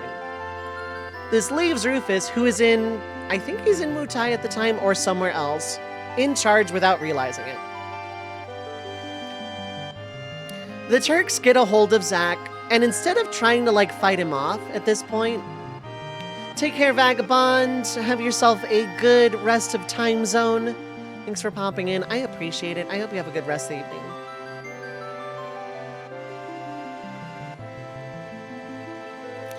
So, Hojo and Palmer escape in their separate ways. The Turks are kind of like de facto in control until Rufus can get back to Midgar to take over properly. And the Turks, Cisne, Reno, Rude, and actually just probably Cisne, Reno, and Rude. I don't know how active Elena is at this time. They find Zack, but instead of fighting him, say, "Hey, things got nuts. You got your girlfriend out of Midgar. Cool. We're not pursuing her right now. This is way more important. Stop Sephiroth. Stop Genesis. They're destroying the world." Zack says, "Sure, but I can't take both of them alone. I'm gonna need some backup. Are you gonna fight with me?" "Oh, hell no, that's not our job. I mean, if he crosses our path, we have to, but that's not our job. That's what we got you for." Cisne would fight alongside Zack. And Zack would be like, "You know what? Fine, but I need some help. I know some guys who just happened to blow up a reactor not 5 minutes ago." And the Turks are just like doing everything in their power to pretend they didn't hear Zack just say that. Aerith is moved to Calm with Elmira and Marlene, and they're just like chilling there. Aerith is doing everything in her power to pretend that she didn't just hear Zack say he wants to contact Avalanche to fight Sephiroth and Genesis. Because as far as any of them know, like, they're just out to destroy the world. Zack is unaware that Genesis has stopped his degradation at this point too. Meanwhile, Sephiroth and Genesis, pretty much satisfied with blowing up Shinra HQ, realize very quickly that Hojo is still alive out there. Their goal is to hunt him down. They would eventually find him probably near Icicle Inn. It would, like, some time would pass. Zack would form a party with Cisne, Cloud, Barret, and the now recovered Tifa, who also wants revenge on Sephiroth for burning down Nibelheim and killing her father. Cloud and Tifa are very close at this point too. Like, they've basically just reunited. They're really close. They're sharing each other's grief. But also, like, Tifa is still being trained under Zangan at this time. And probably Cloud to a lesser extent, just like some basic self-defense punchiness, CQC. So Cloud is now gun, short sword, and minor fist. He's kind of like a jack of all trades, but actually this time. And Tifa is basically where she's at the beginning of the game, with Barret, who is where he is at the beginning of the game, alongside Zack and Cisne. Wedge, Biggs, and Jesse are told to stay in calm, low-key, probably in disguise, to make sure Shinra doesn't go after Marlene. This is more for my narrative's sake of keeping a smaller party.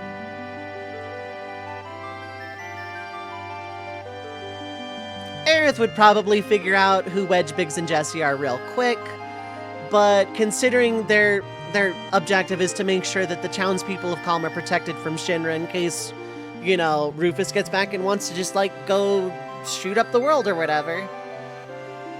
But she kind of lets it go and learns to let go of the grudge. She doesn't forgive them for killing a lot of innocent people, but, like, she kind of gets over her visceral hatred of Avalanche and understands why Zack wanted them to go after Genesis and Sephiroth.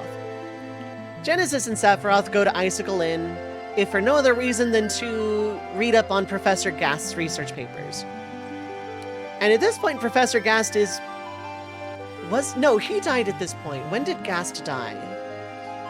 Because that's really important.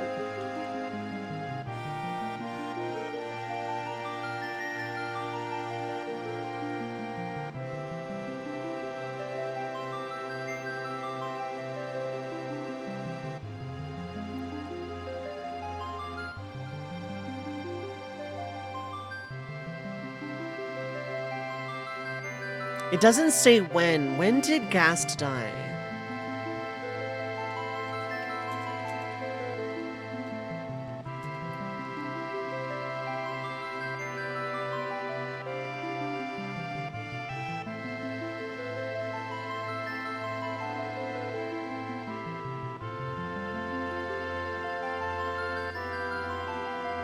Gast was killed. So Gast was already dead. Okay.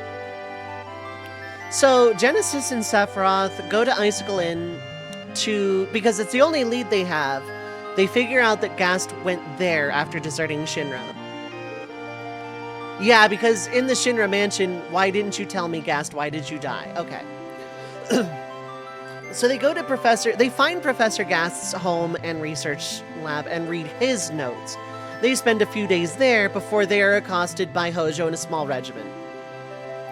Hojo realizes he messed up real quick because he was trying to also get at Gast's notes to try and figure out what the hell was going on with Sephiroth. Only he was a lot slower because, well, he doesn't have magical Genova powers and can't fly yet.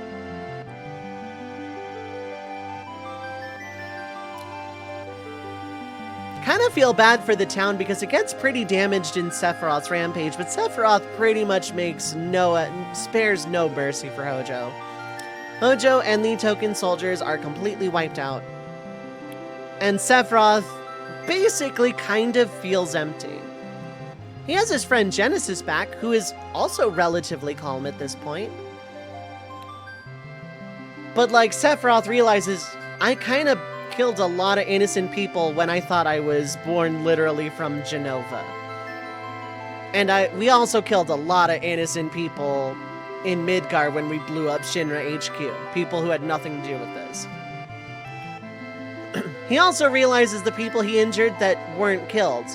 Like Zack, who he regrets, who he assumes is probably dead, but Genesis assures him there's probably a good chance he's alive. That mountain guide girl, who Genesis probably assumes is dead because how would she have survived in his eyes? And that one generic soldier that managed to get a nice clean hit on Sephiroth with Angeal's sword.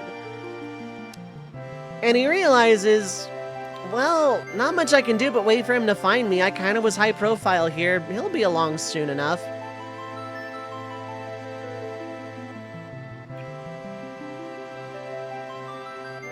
And news would reach Zack and Avalanche real quick about Sephiroth's rampage at Icicle Inn. It's a long journey to get from Calm and the Midgar area to Icicle Inn, which is like almost impossible if you can't fly and don't know how to go through the City of the Ancients.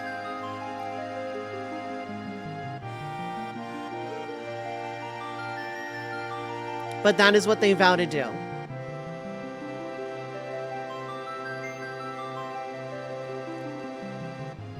with Genesis and with Genesis and Sephiroth hiding out in a pretty heavily damaged but not destroyed Icicle Inn. Villagers long since fled. They're waiting for Cloud. Sephiroth is waiting for Cloud. Genesis is waiting for Zack.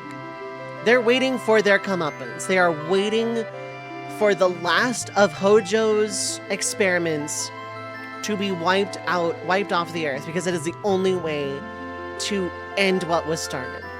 They have no idea about a Vincent. No, they're not still searching for the Black Materia. Sephiroth is sane at this point. So is Genesis. Genesis has stopped his degradation, which now Sephiroth is giving his cells willingly to make sure that Genesis doesn't start degrading again. And Sephiroth realizes that he was in fact human, just messed with by Hojo. He's gotten his revenge. Genesis has helped with that revenge, and now they want to remove the last traces of Hojo from the world itself, which is just them, as far as they know. They don't know about Deep Ground, they don't know about any of that other stuff, but they're waiting. And it's going to be a long wait, but Avalanche would descend upon them eventually. I'm going to end on the Sopranos, you know, fade to black before anything can happen here. But that's how it goes. Xeno Games, what is up? Hello. The thief, the ground, sets the coin away. So yeah, what if Cloud didn't stop Sephiroth and didn't throw him into the live stream? That is how it goes. Cloud and Tifa join Avalanche 5 years earlier. And Avalanche and Zack descend upon Icicle Inn to hopefully exact their revenge after Sephiroth and Genesis exact their revenge against Hojo and Shinra. Meanwhile, back at the ranch, Rufus does in fact eventually come back to a very ruined Midgar and he's tasked with rebuilding it. His only assistants, the only executives worth a damn at this point, are Palmer and Reeve. So it does keep Rufus busy without, like, conquering the world and controlling it, because he has to kind of rebuild a base first. But yeah, there's that what if. Reimu specifically, what do you think of that one? I know you're a fan of all of these, but that's why I like doing these what ifs.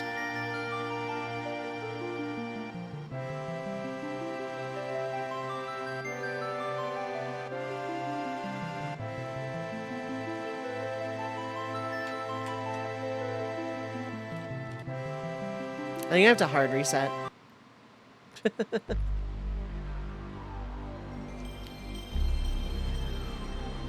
Hojo dies, the weapons department dies, President Shinra dies, Hojo dies horribly.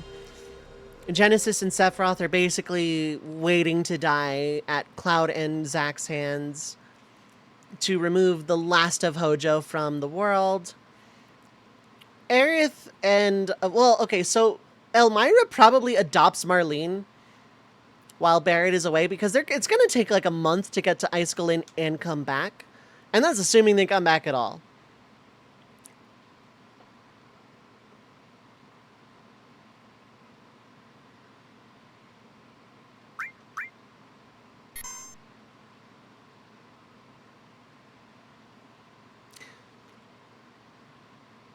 Yeah, I don't... no, because I'd have to walk out. Okay.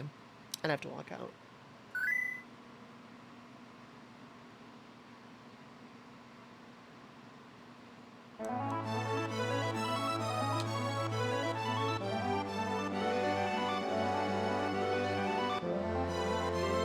So how did you like the What If Draconics? What are your thoughts on the story?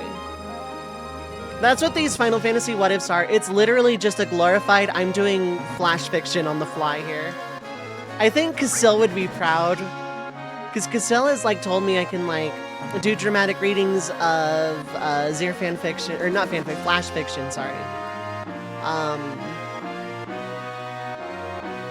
And I thought about it, but like I'm starting to really lean into these what ifs. They're so much fun to do. I am tempted to make a dedicated day of it. It was great, thank you. I'm improving and winging all of these stories, by the way. Every single one of these stories is literally just pure improv.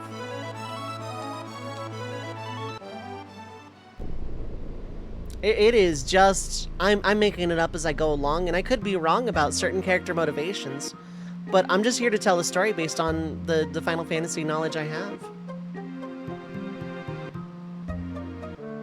I'm gonna play in the Gold Saucer for the rest of stream.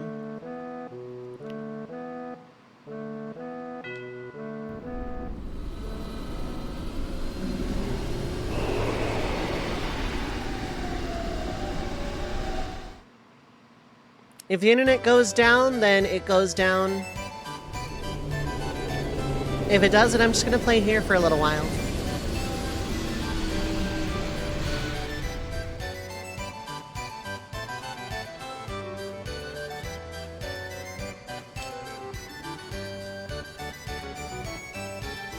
Bye, Dio.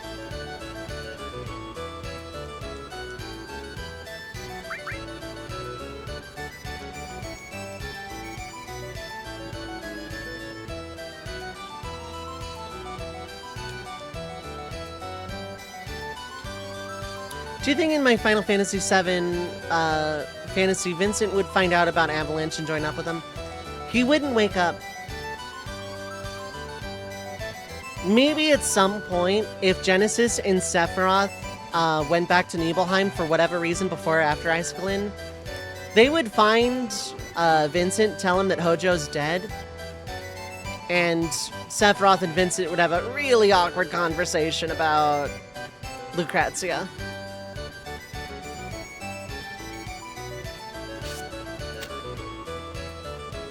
The war with Wutai has already come and gone at this point in the particular fantasy.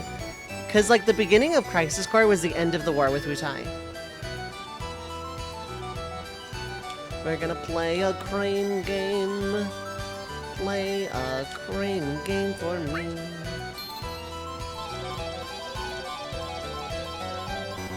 Didn't get a thing, like any other crane game.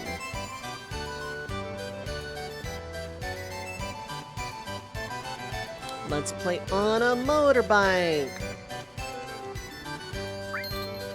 If the truck is attacked, you will lose subscriber.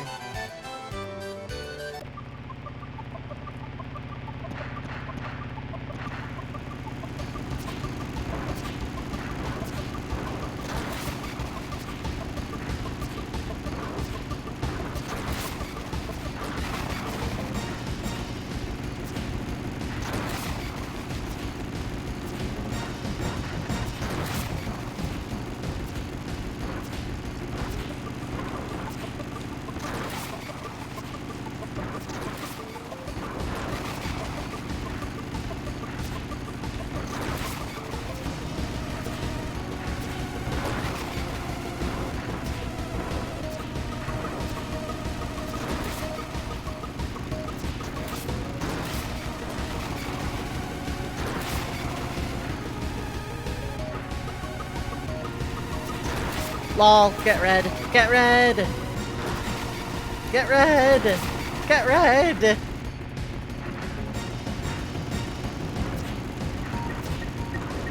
I do need to replay Crisis Core at some point, though, if I'm gonna do FF7 what-ifs, because they almost always go into that territory.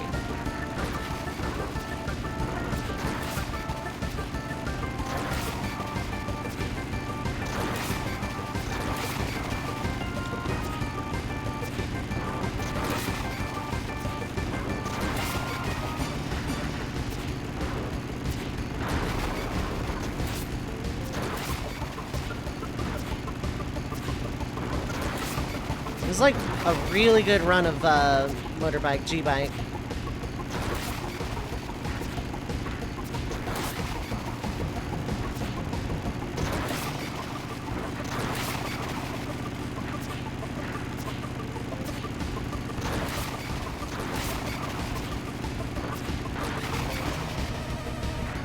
Jesus, what a run! How many are dead in the what if? Or in this motorbike chase? Do the makers of the Gold Saucer video game get graphics for errors? I don't know. Enjoyed watching this car in Power Wash Sim. I need to play Power Wash Sim one of these days too. Receive 10 GP. Here is a fortune teller. It doesn't really do anything at all. It's an unusual way to engage in an escape route with a giant sword. Oh crap, yeah. Never give up. Now let's play a snowboarding mini game. It's a game of a game, but will there be a game of a game inside of a game that's called Star Ocean, whichever one was on the PS2?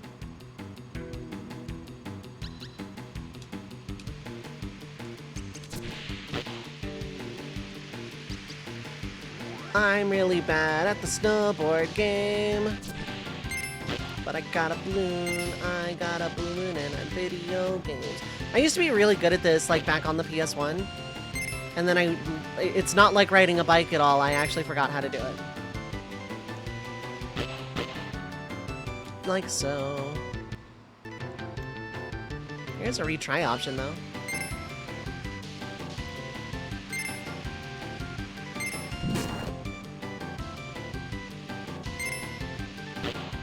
God, I wish I could use the analog stick. I think that would be, like, better control.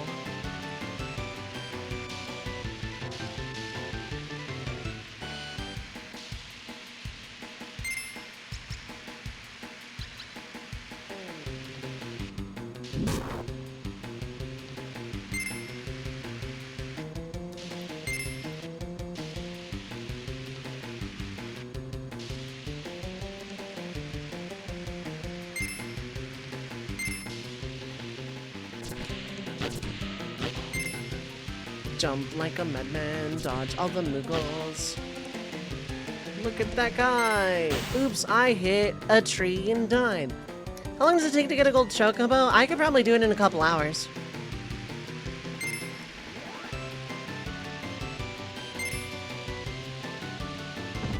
Oops. Hard left. I tried.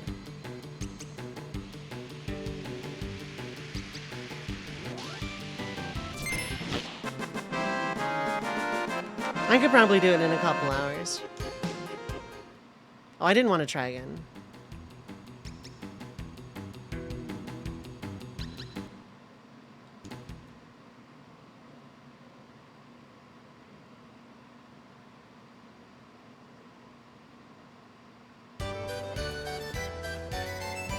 Let's do the submarine game because this is the one I liked playing a lot when I was like into the minigame part of FF7.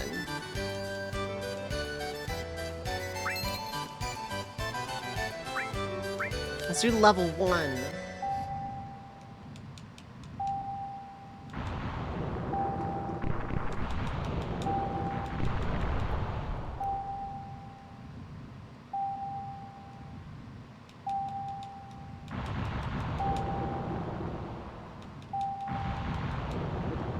Yeah.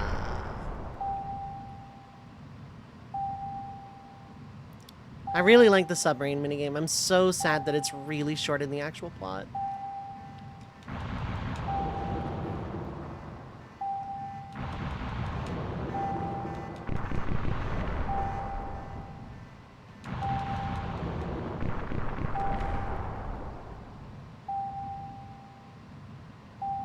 Was there a guy behind me? No, there was a bomb behind me. We gotta find the guys. And suddenly, emerald weapon! Oh, Jesus, okay, bye.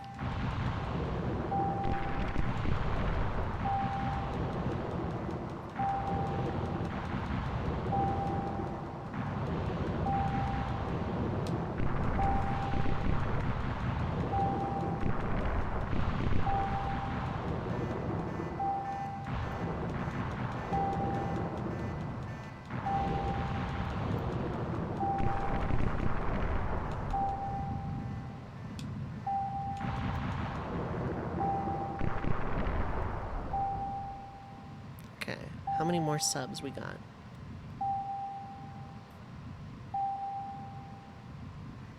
Aha, we got a guy. Submarine looks primitive, yeah.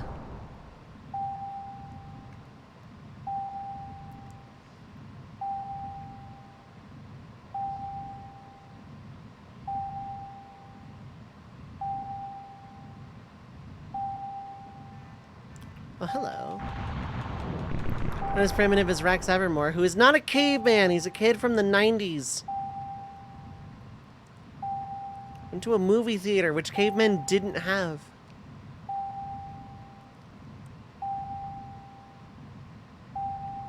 The next time I get around to doing a first playthrough after Xenogears, long after Xenogears, I'm gonna make a poll of what people actually want to see.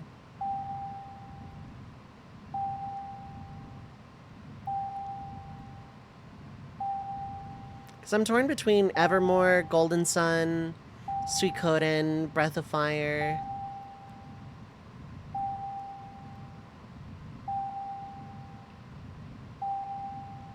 Mario and Luigi or Paper Mario.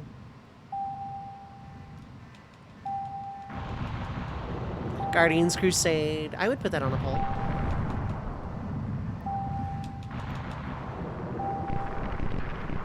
Mission complete.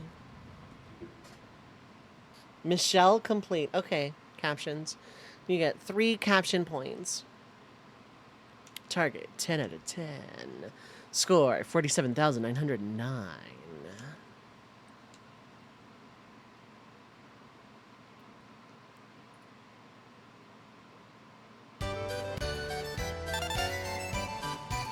Received ink.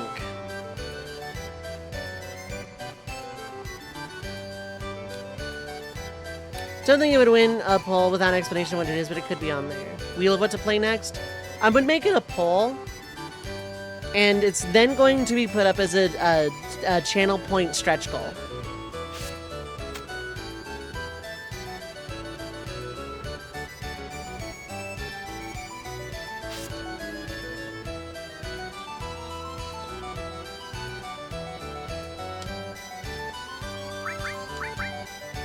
Alright, so Bahamut Zero's fine. Max MP is less so.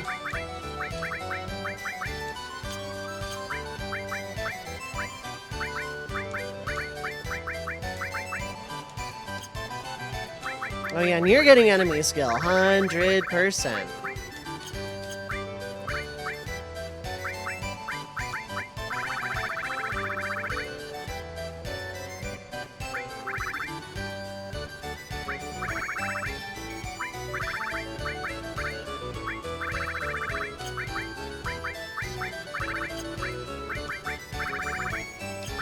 Maybe not here, actually.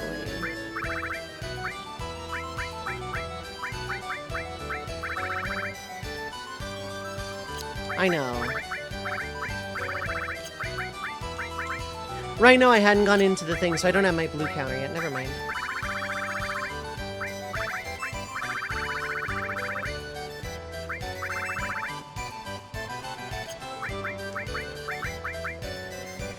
We got an ad break coming up, but then I'm gonna go into the thing, so...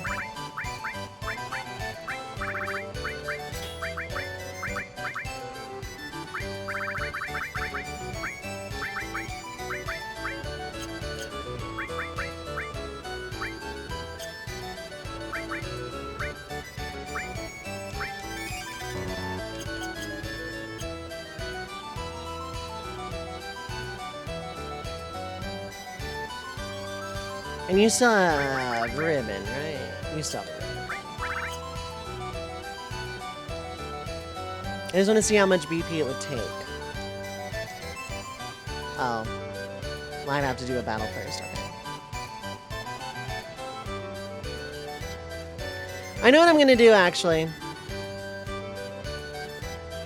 I know what I'm gonna do. Exactly what I want to do right now.